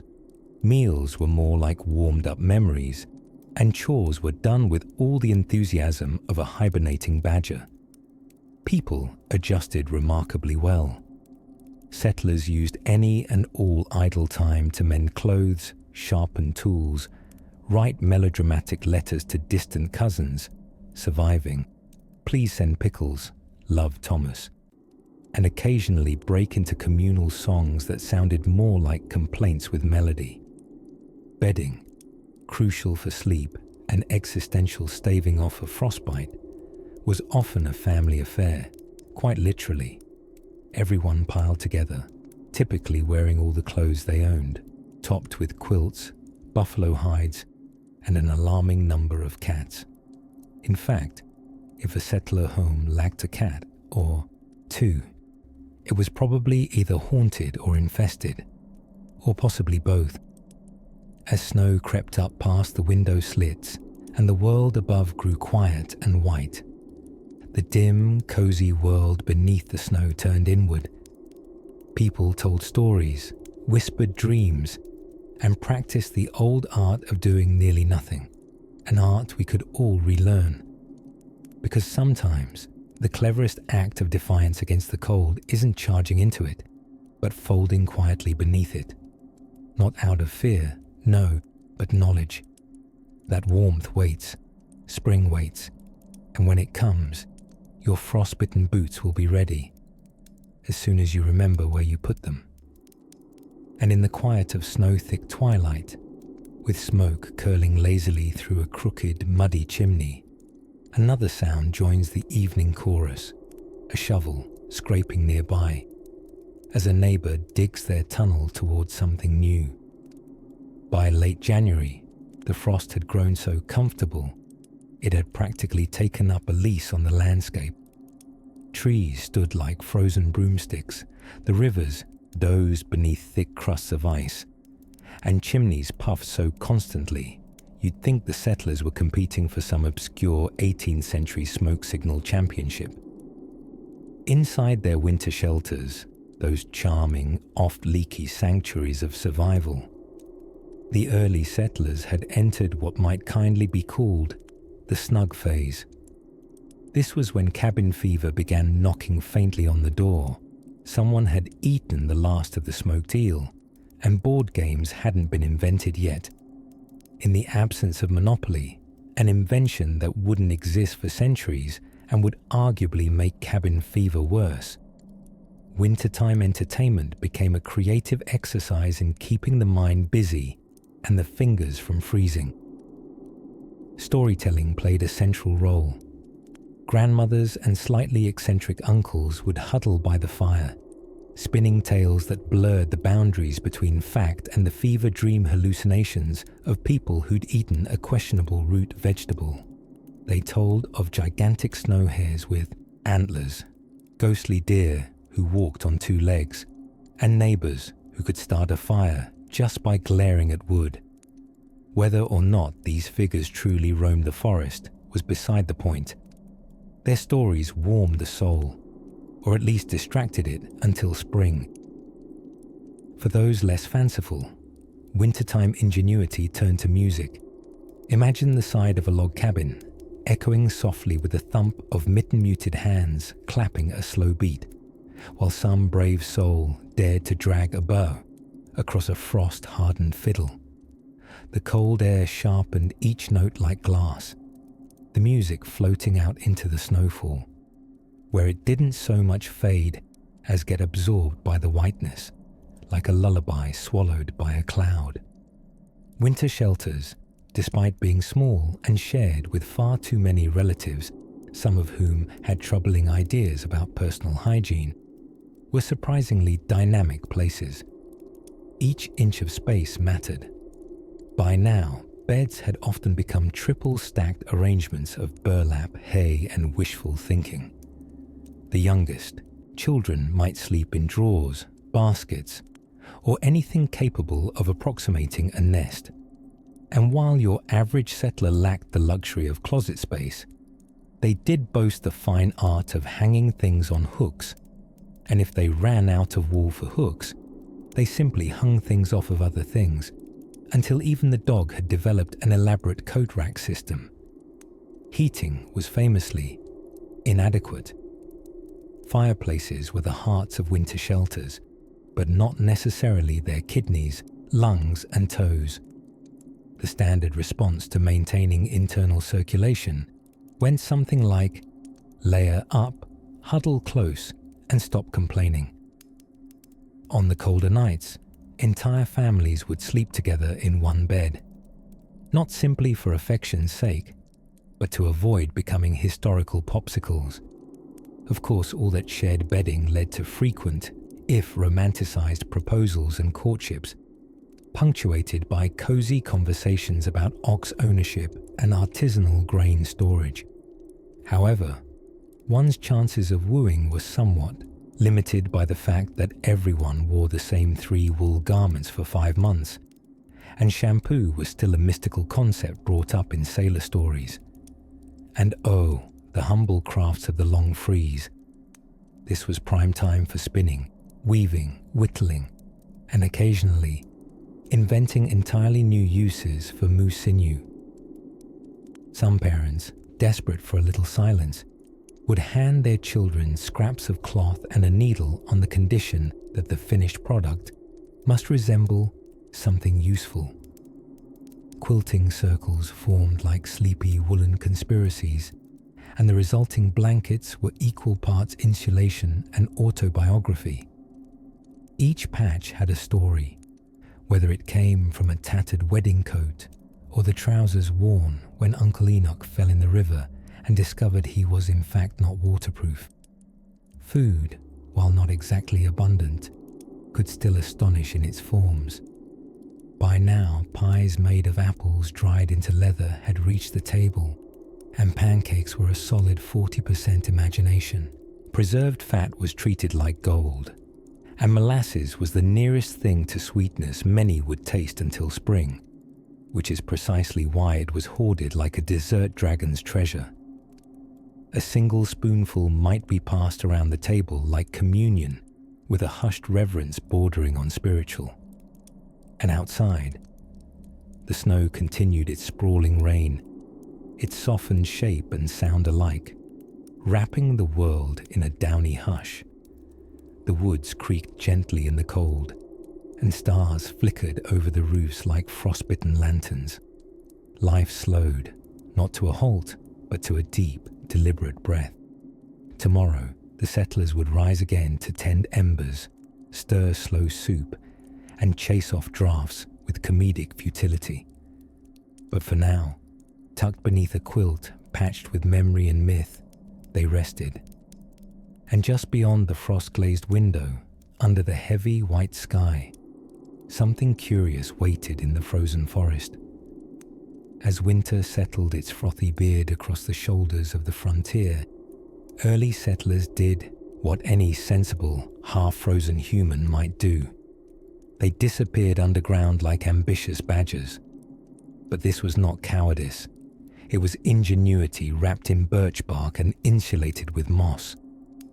While the winds above howled like a gossipy neighbor, below, in the half-lit hush of the earth, life continued with surprising warmth and the occasional pot of mystery stew. These subterranean shelters went by many names: dugouts, soddies, pit houses, and in some places, simply home. Names didn't matter much when your eyebrows were threatening to freeze together every time you stepped outside. What mattered was warmth, protection from the elements, and enough ceiling height that you didn't go entirely mad from slouching. Imagine a settler man, let's call him Eli, clambering morning after morning out of his snug hobbit-like burrow, blinking into a snow-dazzled landscape with the enthusiasm of a dog being bathed. Eli, like many of his neighbors, built his winter hideout into the side of a hill. Doing so not only saved on building materials, a major perk when every plank was measured in axe blisters, but also granted insulation superior to anything you'll find at a premium Scandinavian furniture store today. These earthen chambers were often lined with logs, reeds, and sometimes old clothes pressed into service as wall insulation. Not quite high fashion, but when a raccoon stealing your mittens level of cold presses in, practicality trumps decor. And yet, somehow, they made it cozy. The fire pit in the center glimmered softly, casting shadows on the curved walls, and thick quilts were layered like geological strata atop wooden bunks. There were handmade candles, dried herbs hanging from beams, and the ever-present cracked teapot that had survived 3 generations of both winters and accidental nudges off the stovetop. Cooking in a winter shelter was part sustenance, part art, and all guesswork. Aside from turnips, salted meat, and beans with the consistency of gravel, much of the menu depended on what could be foraged, trapped, or repurposed.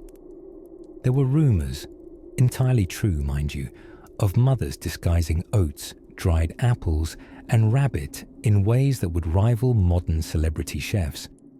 If you've never tried squirrel stew thickened with flour and old cider, consider yourself both lucky and tragically uninformed. Entertainment inside the snow den was limited, so settlers got creative. Children played shadow games by the fire's glow.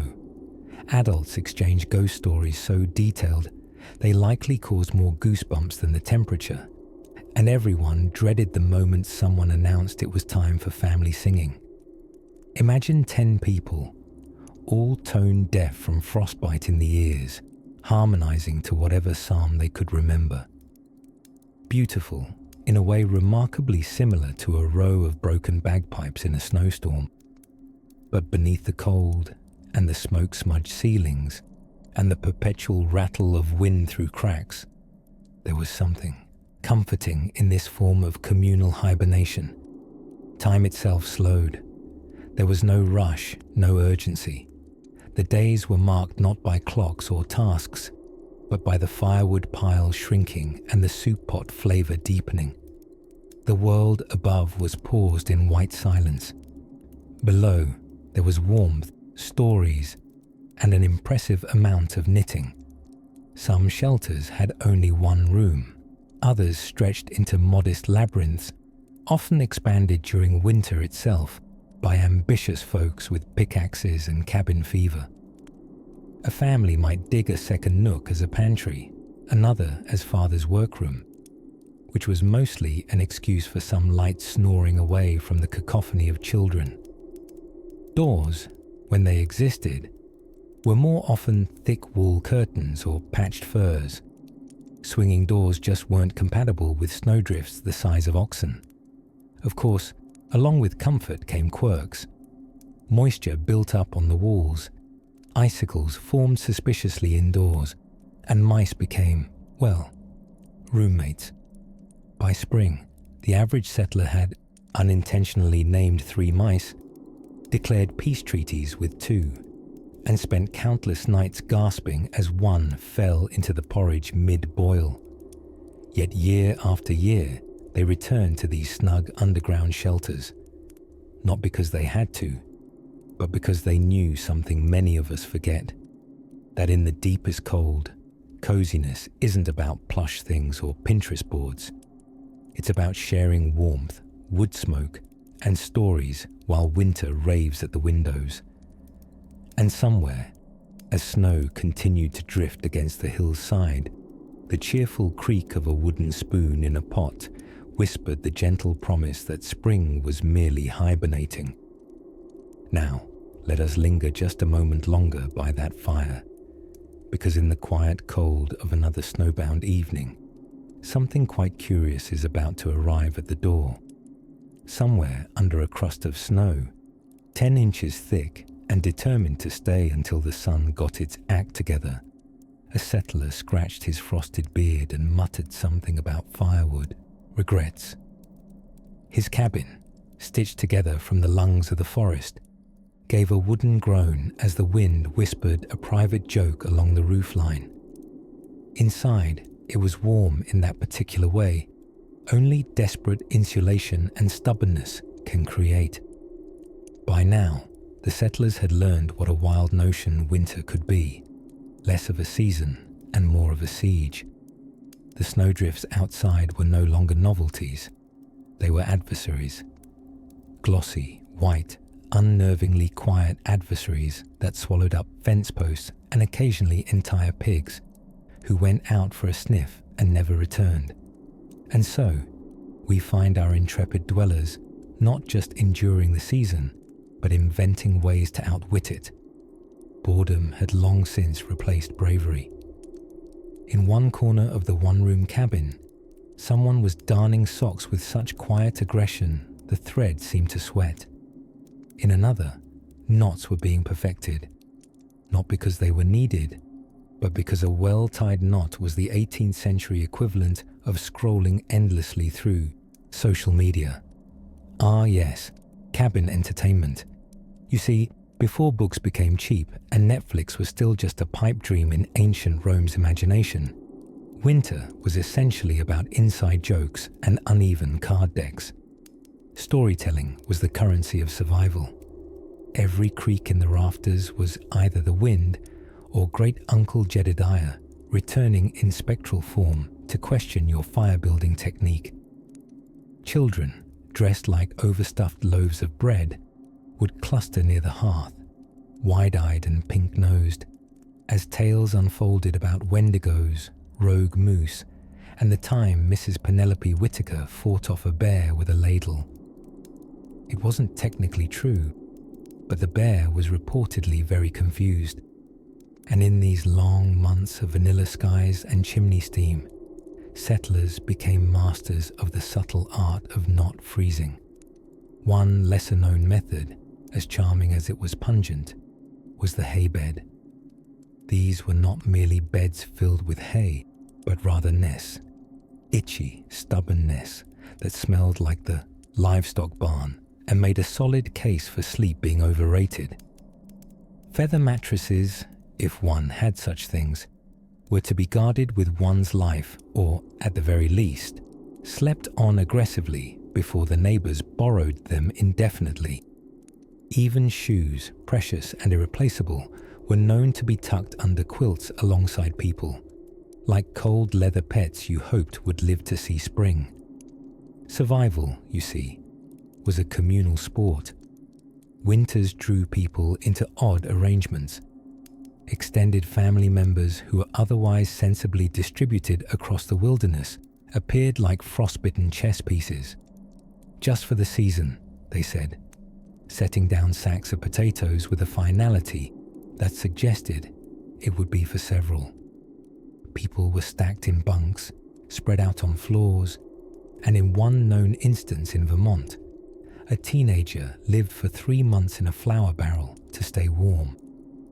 A fact his siblings gleefully reminded him of for the rest of his life. By lantern light and lard lamp, fingers churned butter, patched breaches in the chinking, or simply rested against warm mugs of whatever hot liquid had been brewed that day. Birch bark tea, parched corn coffee, or possibly something experimental involving boiled onions and quiet despair. Outside, snow fell in philosophical silences. It wasn't in a rush. The trees, tall as judgment and just as still, bore the frost like ancient monks, cloaked in white. Beneath them, buried trails led to neighbouring cabins where similar fires burned and similar stories battled the cold. Yes, the world beyond the walls may have been frozen stiff, but within, the world was alive. The rhythm of winter beat slowly, like a distant drum made of sleet and time. And within that quiet, people waited. Not idly, but purposefully, with the patience of those who understood the frost would eventually blink first. As the candles flickered lower and the last thread was tied off for the night, someone yawned and reached for another log. The ducta creaked as it opened briefly, letting in a puff of snow that swirled like a petulant ghost. Outside, the moon cast a silver hush across the world, and deep in the drift, something stirred. Not a beast, but perhaps a beginning. A hidden rhythm, slow and sure, whispering of a snow tunnel dug by settlers not to escape the cold, but to work with it. But that is a tale still snug beneath the snow. Let's listen for its rustle, when the time is right. As the days stretched long and white across the wooded land, early settlers found themselves caught in winter's lace-gloved grip, frozen streams, sighing winds through bare trees, and the kind of hush that only snow can impose. But beneath that hush was a faint, resilient whisper. It came from the shelters tucked low into the earth, places where smoke spiraled lazily from sod chimneys, and where the art of simply staying warm was not only a daily feat, it was a quiet triumph of engineering, imagination, and occasionally the accidental singeing of one's own beard. Among the gently rolling hills and frostbitten forests of colonial New England, settlers crafted what could only be described as delightfully practical hobbit homes. Dugouts. Dug into embankments or carved under rocky ledges, these shallow shelters combined timber, earth, and moss into a kind of imperfectly sealed cocoon. And while they looked like a squirrel's vacation rental from the outside, inside they offered the rare luxury of warmth, privacy, and a complete lack of windows, which conveniently meant no one had to see you in your 3-layered wool sleep hat. To insulate these burrows, settlers relied on anything they could get their mittened hands on. Pine boughs, dirt, thatch, bark, animal hides, and in at least one suspiciously crunchy case, old potato sacks. The walls breathed frost, but the hearth glowed just enough to keep water from becoming soup sculptures. And when the sun stepped away for its early nap around 4 p.m., families huddled under bear pelts, trading stories and fending off the cold nibbling at their boots. Some more elaborate shelters, especially in Scandinavian-influenced settlements, adopted elements of the Gru. Not a mythical creature, mind you, but a Norwegian winter house built partly into the ground, relying on the stabilizing and insulating magic of the earth itself. With roofs covered in snow-heavy sod and doors smaller than a mailbox, these houses laughed in the face of the wind, mostly because they couldn't open their doors fully when the drifts piled up. And within these humble abodes, life ballooned into 1,000 small rituals. Every action was done slowly, deliberately, because when the temperature outside could butter its own bread, there was no need to rush. Bread took longer to rise, kettles longer to boil. Sourdough became a sleepy fermenter's art form rather than a mere meal. In fact, one settler journal from Vermont mentions a sourdough starter that survived 2 winters and 3 porch raccoon raids, unscathed, legendary, and still crusty. Candles flickered shadows across wooden beams, while stockings, never quite dry, yet always needed, dangled above fires like slow-cooking foot sausages. Children rolled beeswax between their palms, making candles that faded into crooked, wobbly shapes no one dared criticize. It was art. It was warmth. It was survival wrapped in charm. Entertainment. Oh, it was homegrown, with books scarce and electricity centuries off snoozing. People entertained one another with stories passed down from grandmothers, dreams half remembered after naps by the hearth, and the occasional competitive snoring contest. One family reportedly settled long-standing grudges through intricate games of shadow puppets and blindfolded fiddle duels, a tradition we deeply wish hadn't stopped. Now, we must also salute the unsung heroes of this frozen chapter. The root cellars dug with more hope than architecture. They were cold, yes, but they were meant to be cold, tricking food into thinking it was still November. Root vegetables, noble, oddly shaped survivors, slept here side by side with smoked meat, pickled things, and the occasional barrel of cider for medicinal purposes. These cellars, dark as forgotten dreams, were both pantry and fortress, though many a settler banged their head on the low ceiling while reaching for a turnip. Turnips were very important, and painfully hard. Of course, no winter shelter would be complete without the fine art of keeping predators at bay. Wolves howled from their woodland balconies, foxes plotted minor thefts from hen houses, and moose, giant shaggy legends in their own right, occasionally wandered up to windows in what can only be described as an aggressive curiosity. But indoors, in the faint orange stroke of firelight, the humans stayed warm, stayed human, stayed nestled in the confidence that spring, however sleepy, would eventually yawn and stretch its way back to them. Tucked under sod roofs, surrounded by flickering shadows and the seaworthy creaks of frozen timber, early settlers prepared to ride out winter's longest song. Their breath, ghosting into the rafters, whispered old prayers. Their hearts beat to the rhythm of thaw yet to come. And just beyond the windslide across the drifts and the pop of firewood in the hearth, something else awaited. Another clever twist in the long, slow tale of surviving the chill. While blizzards roared and frost painted ferns on the inside of glassless windows, our early settlers turned to an unlikely warmth. Each other's gossip. Yes, beneath layers of wool, eggshell hats, and 3 generations of moth-bitten shawls, people kept warm through tales thick with scandal and stories spun like smoke over a slow-burning hearth. You see, winter shelters were not just architectural tricks against the cold. Packed earth floors, sod walls, roofs banked with snow like cinnamon on oatmeal. They were also the setting for long, lingering company.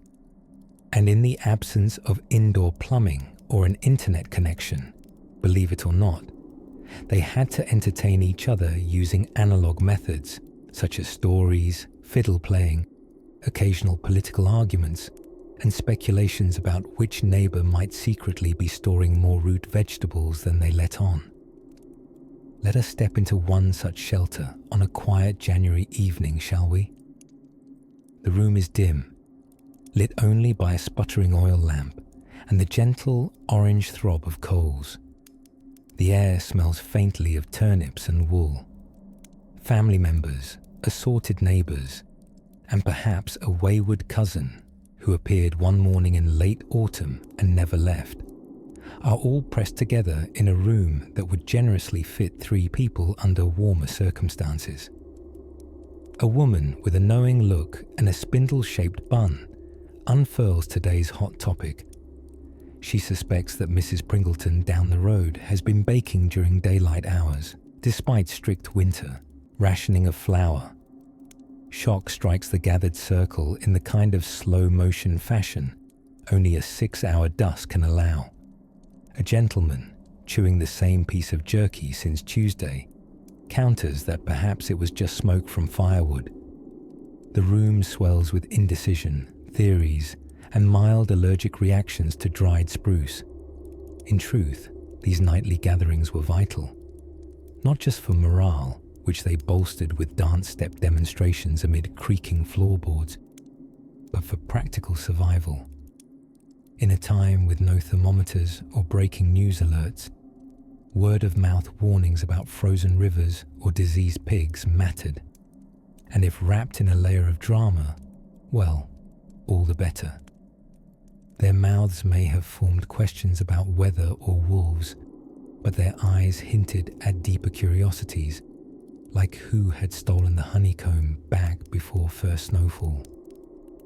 The mystery was never quite solved, though it's generally accepted that Grandpa Elmo, a staunch advocate of accidental thievery, may have been the culprit. He remained shifty about the incident, though notably more smug when his tea was noticeably sweeter. Children curled on furs near the fire, pretend sleeping, but with ears tuned like fiddles.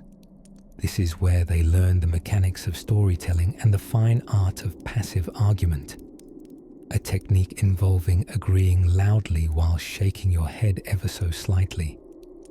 And rarely did a fire die down without at least one harp or homemade dulcimer making an appearance, if only to drown out Grandpa Elmo's theory that the honeycomb had migrated of its own will. But warmth came not only from togetherness and theories about bee conspiracies. The physical warmth of shared body heat, blankets, and the meticulous management of firewood made even a single log burn twice, once in fire and once in the muscles of the person who fetched it during a whiteout. Salted meat hung in the corners like upside-down trophies of a slower time. Cabbage kept its own secrets in barrels, and while spices were rare, so too were complaints, at least the loud ones. Life in winter wasn't a flurry of action, but a long, rhythmic hibernation punctuated by laughter, the scent of yet another potato-based dish, and the thud of icicles falling unexpectedly from roofs above.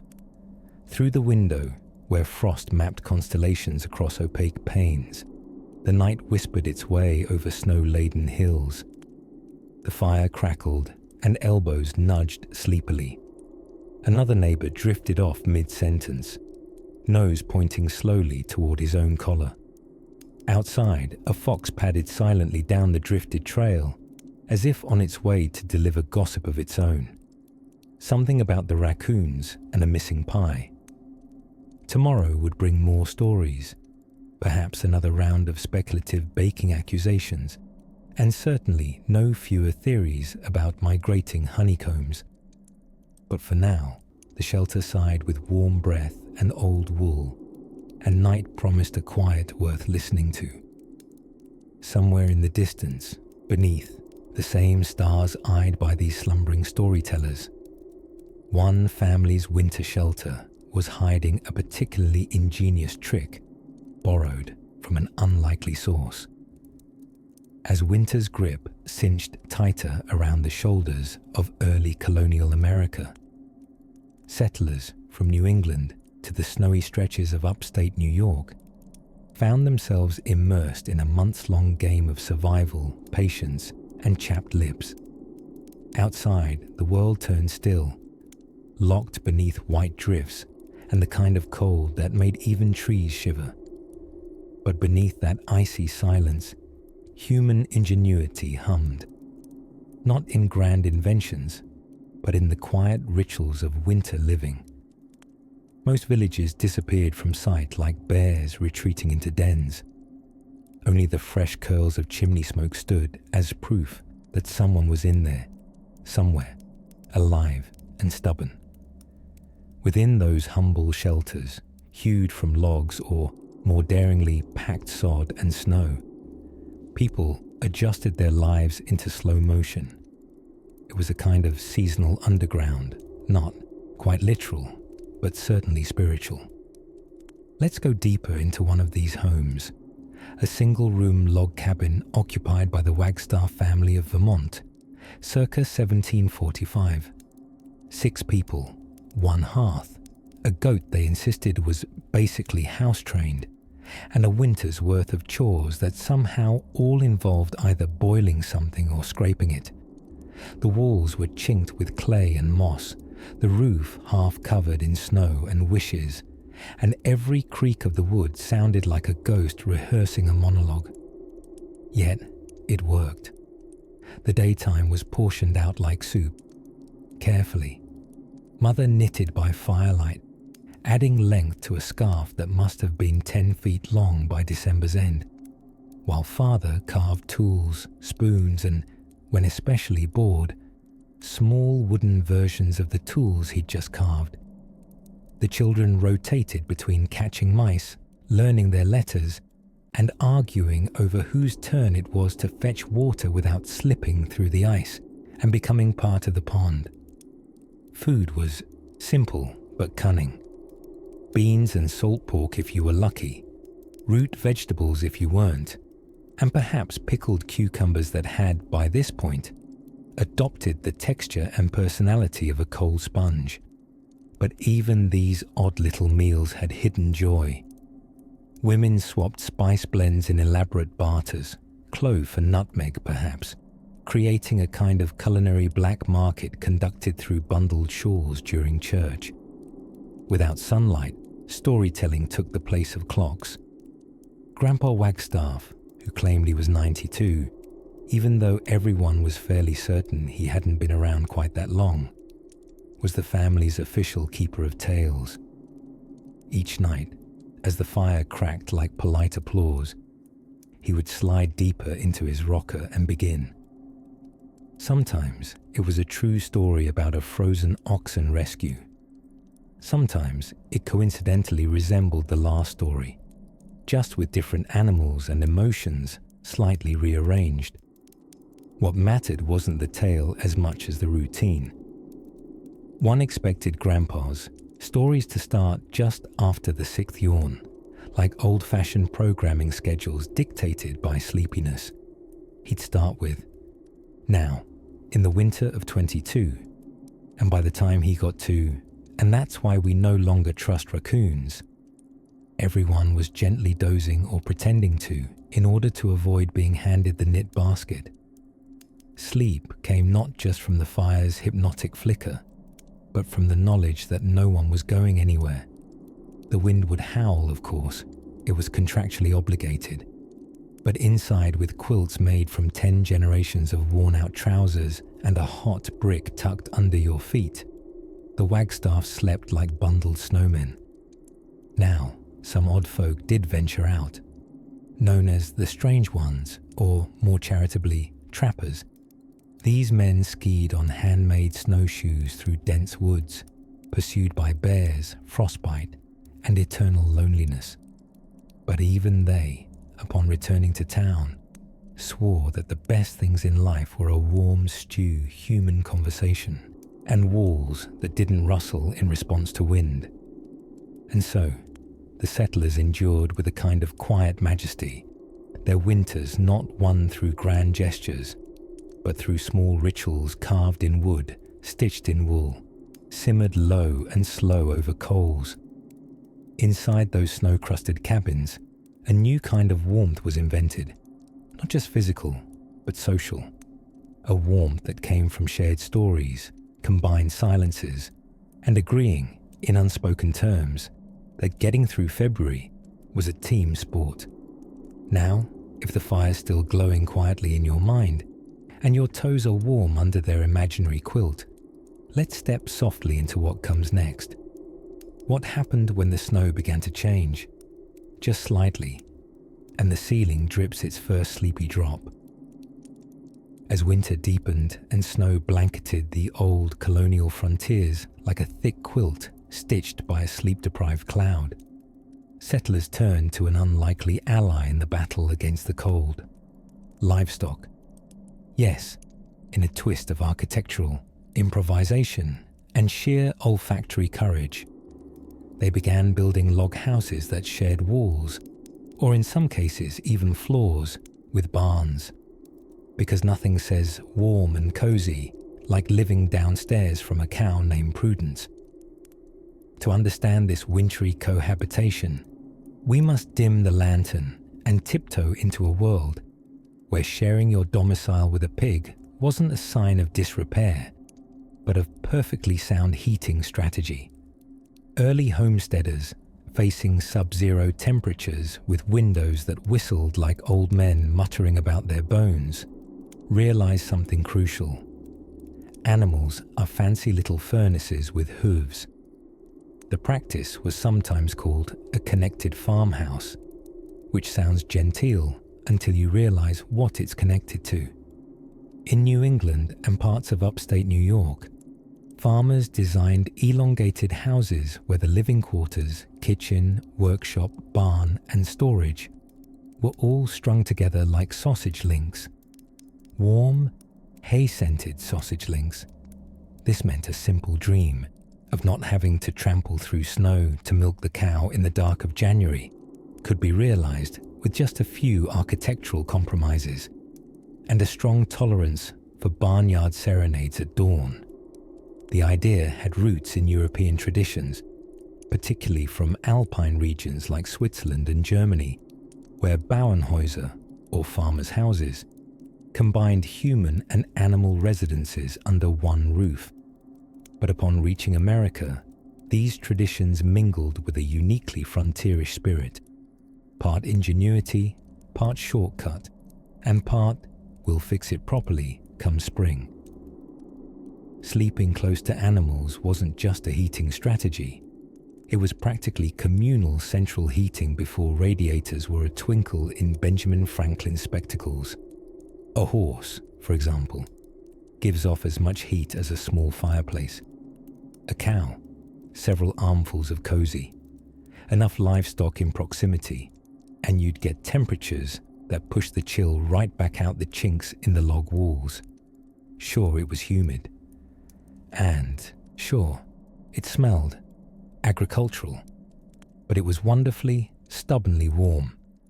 Children learned to sleep not just through the cold, but through a soundtrack of mooing lullabies and the occasional sheepy sneeze. Meanwhile, parents navigated the delicate etiquette of barn-adjacent mealtimes. One must ignore the low judgmental staring of the chickens during dinner and the occasional snorting feedback from the sow during one's evening monologue about the price of flour. One particularly charming arrangement was known as a bank barn, a structure built into a hillside such that animals could be housed downstairs while people lived above. This meant the heat from animals naturally rose through the structure, warming the residents above like a geothermal system with hooves. Just imagine lying in bed under a homemade quilt, the snow softly falling outside, while a gentle moo beneath the floorboards rocks you to sleep, provided the cow didn't start pacing. Or worse. Of course not. Every settler was thrilled about the bovine buddy system. Diaries and letters from the time occasionally suggest more than a hint of exasperation. One notably poetic farmer wrote in his journal, "Awoke thrice in the night, once by rooster, twice by suspicious odor." Others adapted more romantically, learning to associate the smell of dung with the comfort of home. Such is the power of necessity and nasal resignation. But there was something undeniably cozy about these strange arrangements. The settlers lived not in stark separation from nature, but folded gently into it, humans and animals sharing warmth, space, and the occasional snore.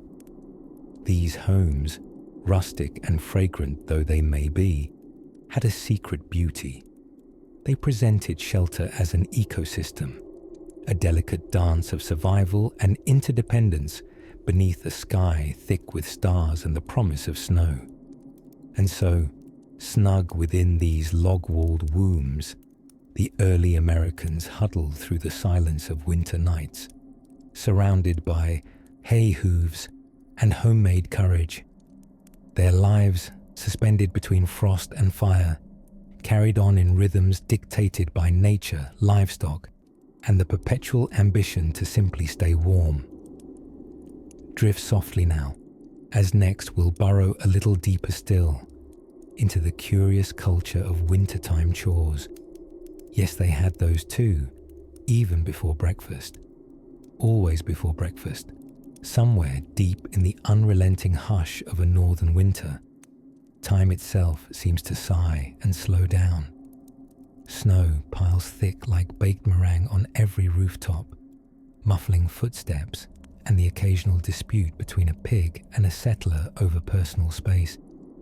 Nothing quite communicates the desperation of winter isolation, like waking up nose to snout with a grumpy sow in what was, during autumn, your finest parlour. By now, our dear early settlers were seasoned veterans of the cold. Their cheeks had been thoroughly wind-chapped, their toes tested by frostbite's flirty overtures, and their spirits tempered by yet another family debate over who hid the last dried apple slice. With December yawning into January, and sunlight reduced to a polite suggestion each afternoon, the winter shelter had become not just a bunker for survival, but a peculiar stage for daily life, a snow-covered theatre of humble domestic drama and the occasional barnyard subplot. Most of these early shelters weren't particularly glamorous. We're not talking about sweeping log manors or gingerbread chalets. No, many winter homes were what historians politely call earth-bermed dugouts. What this really means is that your living room wall was made of dirt, your ceiling was logs and sod with a few mice in supporting rolls, and your ventilation system consisted of crack a window if you dare. But despite the humble amenities, They were marvels of resourceful design. Insulation wasn't a choice, it was a religion.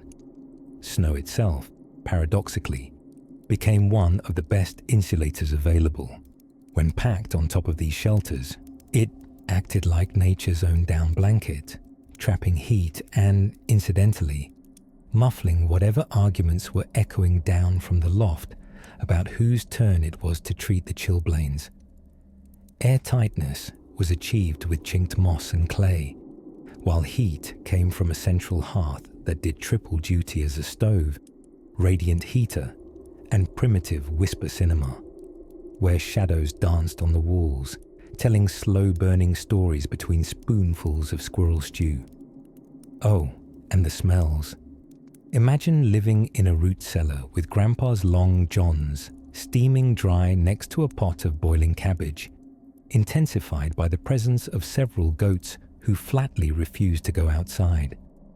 It was, shall we say, pungent, but in such close quarters, odors weren't something to complain about. They were just another part of the scenery, like wood grain or fidgety toddlers. To pass the wind-bitten months, families turned inward, into pastimes both practical and outright whimsical. Grandma would mend clothes with the intensity of a general preparing for war, while children strung cranberry chains that would get nibbled to nothing before the solstice ended. Folk songs were passed down, many involving either a fox in trouble or a miller with suspicious moral flexibility. Meanwhile, the men, often having exhausted every excuse not to, would finally sit down and carve. Spoons, pipes, little figurines that looked vaguely like angry biscuits. These were not masterworks of art, but tokens of love, time, and boredom. A very special trifecta. Outside, the blizzards marched on, blanketing the land with snow so soft and deep it swallowed fences, barns, and the occasional unwatched wheelbarrow. But deep inside those buried cabins, amid the faint smell of wet wool and boiled roots, life persisted. Hearts beat slowly in rhythm with the crack of the firewood. Time moved at the speed of soup simmering. Families rotated sleeping spots for fairness, or perhaps just a change of scenery from that suspicious, dark patch on the ceiling. There's a certain kind of intimacy born of hardship, laughing when the bread freezes, singing to pass the nights, sharing old stories in the flickers of firelight, where even Great Uncle Silas's confusing tale about a haunted butter churn could feel strangely magical. And still, just below the surface of all this domestic murmur, nature whispered, "Hush, rest now, wait." For this was the heartbeat of winter life underground, slow, quiet, wrapped in patience. As the cold clawed ever on and the snow deepened its shroud, the settlers, ever inventive and ever weary, considered even stranger innovations for the long winters ahead. As winter yawned deep across the continent, the sound of wind brushing over frozen eaves and the crunch of snow under hide-wrapped feet became a kind of lullaby. White silence blanketed the world, pressing pause on wars, harvests, and even arguments over whose turn it was to clean the chamber pot. In such a frozen hush, time itself seemed to curl up beside the hearth for a nap. While modern folk may swear by central heating and fuzzy socks, early settlers, particularly those in the mountainous reaches of frontier America and Canada, often turned to a far more subterranean approach, partly by design, partly because wood is heavy and frostbite is rude. They sometimes turned the very land itself into a source of warmth. Imagine a cabin not perched above the snow, but tucked beneath it. Half-dwellings, root cellars turned shelters, and homes built into hillsides were cunningly devised not only to withstand winter's worst tantrums, but to embrace them. These were the winter equivalents of burrito wrapping oneself in a blanket fort, except with more sod and fewer marshmallows.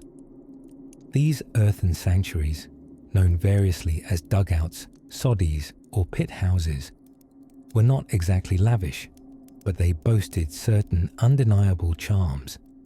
Chief among them, they didn't immediately try to freeze your eyebrows off when you woke up. Snow, despite its chilly reputation, actually acts as an excellent insulator. Settlers learned that building below snow level kept the wind out, the warmth in, and the goats marginally less grumpy. One common trick was to heap great drifts of snow against the sides of cabins, packing the logs like cold weather lasagna. This created thermal insulation far more effective than one might expect for something you have to shovel off your horse. In especially clever cases, settlers designed their dwellings with thick sod roofs, creating a seamless blend between home and landscape. From a distance, one might not even spot a house amid the snowy hills, just a few tufts of chimney smoke rising like whispers from the earth. Inside, the scene was its own kind of magic. The interiors were dim and warm, with low ceilings and packed earth walls that muffled the howling gales outside until they sounded more like moody flutes than outright aggression. Light filtered in faintly, often through a small window or two, thick with frost and the occasional curious squirrel's nose print. Domestic life cozied itself into this earthy embrace. Animal pelts served as floor rugs, window insulation, or if times were tough, brunch. Fireplaces blazed with tight-knit bundles of kindling and whatever could be convinced to burn. Even dried buffalo chips earned their moment in the flame-lit limelight. Candles made from tallow lit the corners timidly, casting gentle shadows that danced like tired thoughts across the walls. Of course, one did have to be inventive. Accustomed to finer things like not freezing to death and being able to find the butter without it shattering, settlers developed winter workarounds. Some buried fermented vegetables beneath coats for warmth.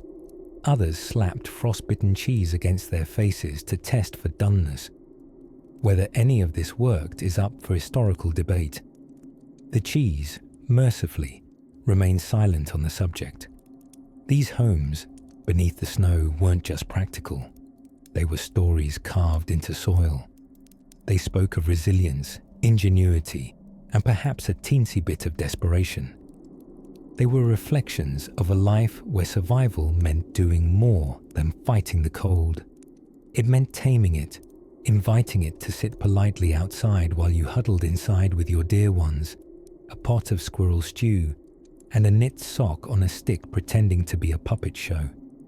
And when one lay down at night, wrapped in quilts thick as wagon wheels, the muffled snow outside became a comfort rather than a threat. It hushed the world. With only the crackle of a fire and the slow breathing of a shared bedchamber, sleep came easy. It was, in its own frozen way, a lullaby written in earth and ember. Sleep didn't just happen in such places.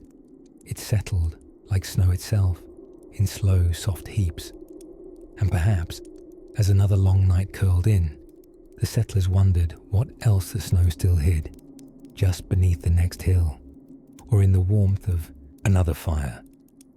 As the wind settles over the snow-packed hills and the hush of twilight wraps the land like a quilt stitched from silence, let's take one last dreamy step into the world beneath the frost. The settlers, those clever, frost-bitten optimists, knew that winter was less a battle to be won and more an inconvenience to be thoroughly outwitted. And outwitted they did. By this point in the season, most of their winter shelters had become more than mere survival structures. They were miniature worlds humming with quiet, resilient life, like snow globes with muddy floors and slightly smoky ceilings. Whether it was a dugout beneath a drift, a sodded cabin half buried in white, or a bark-lined cave with just the right blend of cozy and questionable ventilation, these homes had transformed.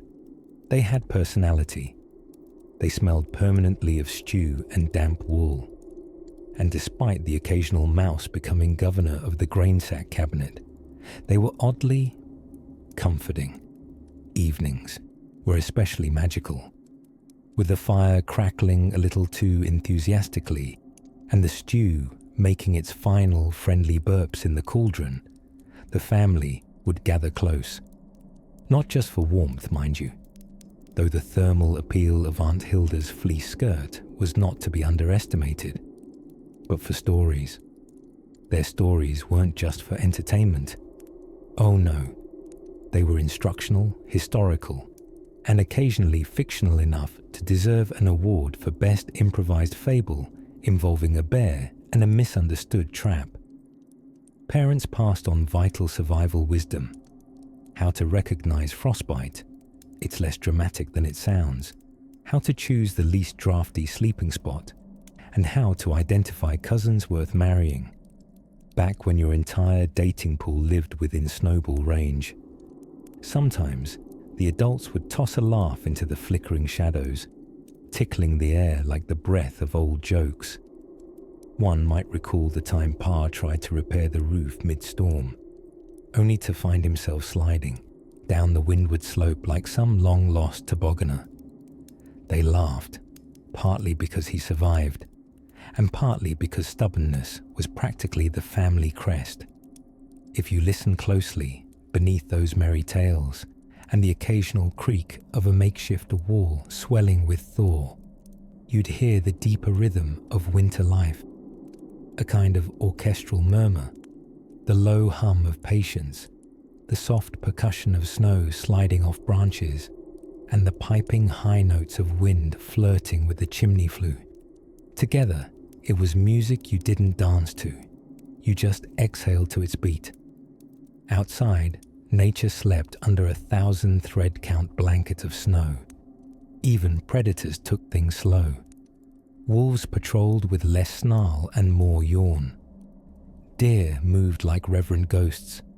And bears, of course, were fully leaned into the joy of napping longer than any sanctioned holiday. You could almost envy them. Meanwhile, those inside didn't just endure the season. They humaned their way through it, with creativity that bordered on genius or mild madness. To keep spirits up, some settlers composed songs on whittled flutes. Others held unofficial Winter Olympics involving who could sit the stillest for longest without becoming part of the furniture. There were record holders, make no mistake. They just couldn't recall what the prize was supposed to be. From deep shelters of stone, ice, earth, and wood came the stubborn, steaming breath of humans who simply chose not to quit when things got chilly. And oddly enough, that may be one of history's most boring and also most profound secrets. Survival wasn't always dramatic. Often, it was a quiet, persistent choice, made again and again and again, with chilblains and soup as the background music. And when the days began to lengthen just a smidge and the snow lost its powdery hiss, you could feel it. The world nudging wakefulness back into its bones. Telltale drips from icicles, fussy birds rehearsing spring songs out of key, and brave blades of grass stretching through slushy soil with all the courage of toddlers trying new foods. The change didn't come with fanfare, just soft hints, like someone tapping lightly on the frost-covered window of time. Inside the shelter, the fire would still burn down gradually, embers fading into sleepy sighs. One final log, the scent curling through wooden beams and wool blankets. The children would drift off, their dreams warmed by the echo of ancient tales and the quiet pride of knowing they'd made it through another hush-coloured season. And so we leave them here, wrapped in layers of wool, ash, memory, and quiet triumph. Sleep now. Let the snow drift softly in your mind. You've walked through wooden walls, frozen fields, and fire-lit folklore. The cold has quieted, and so should you. Good night.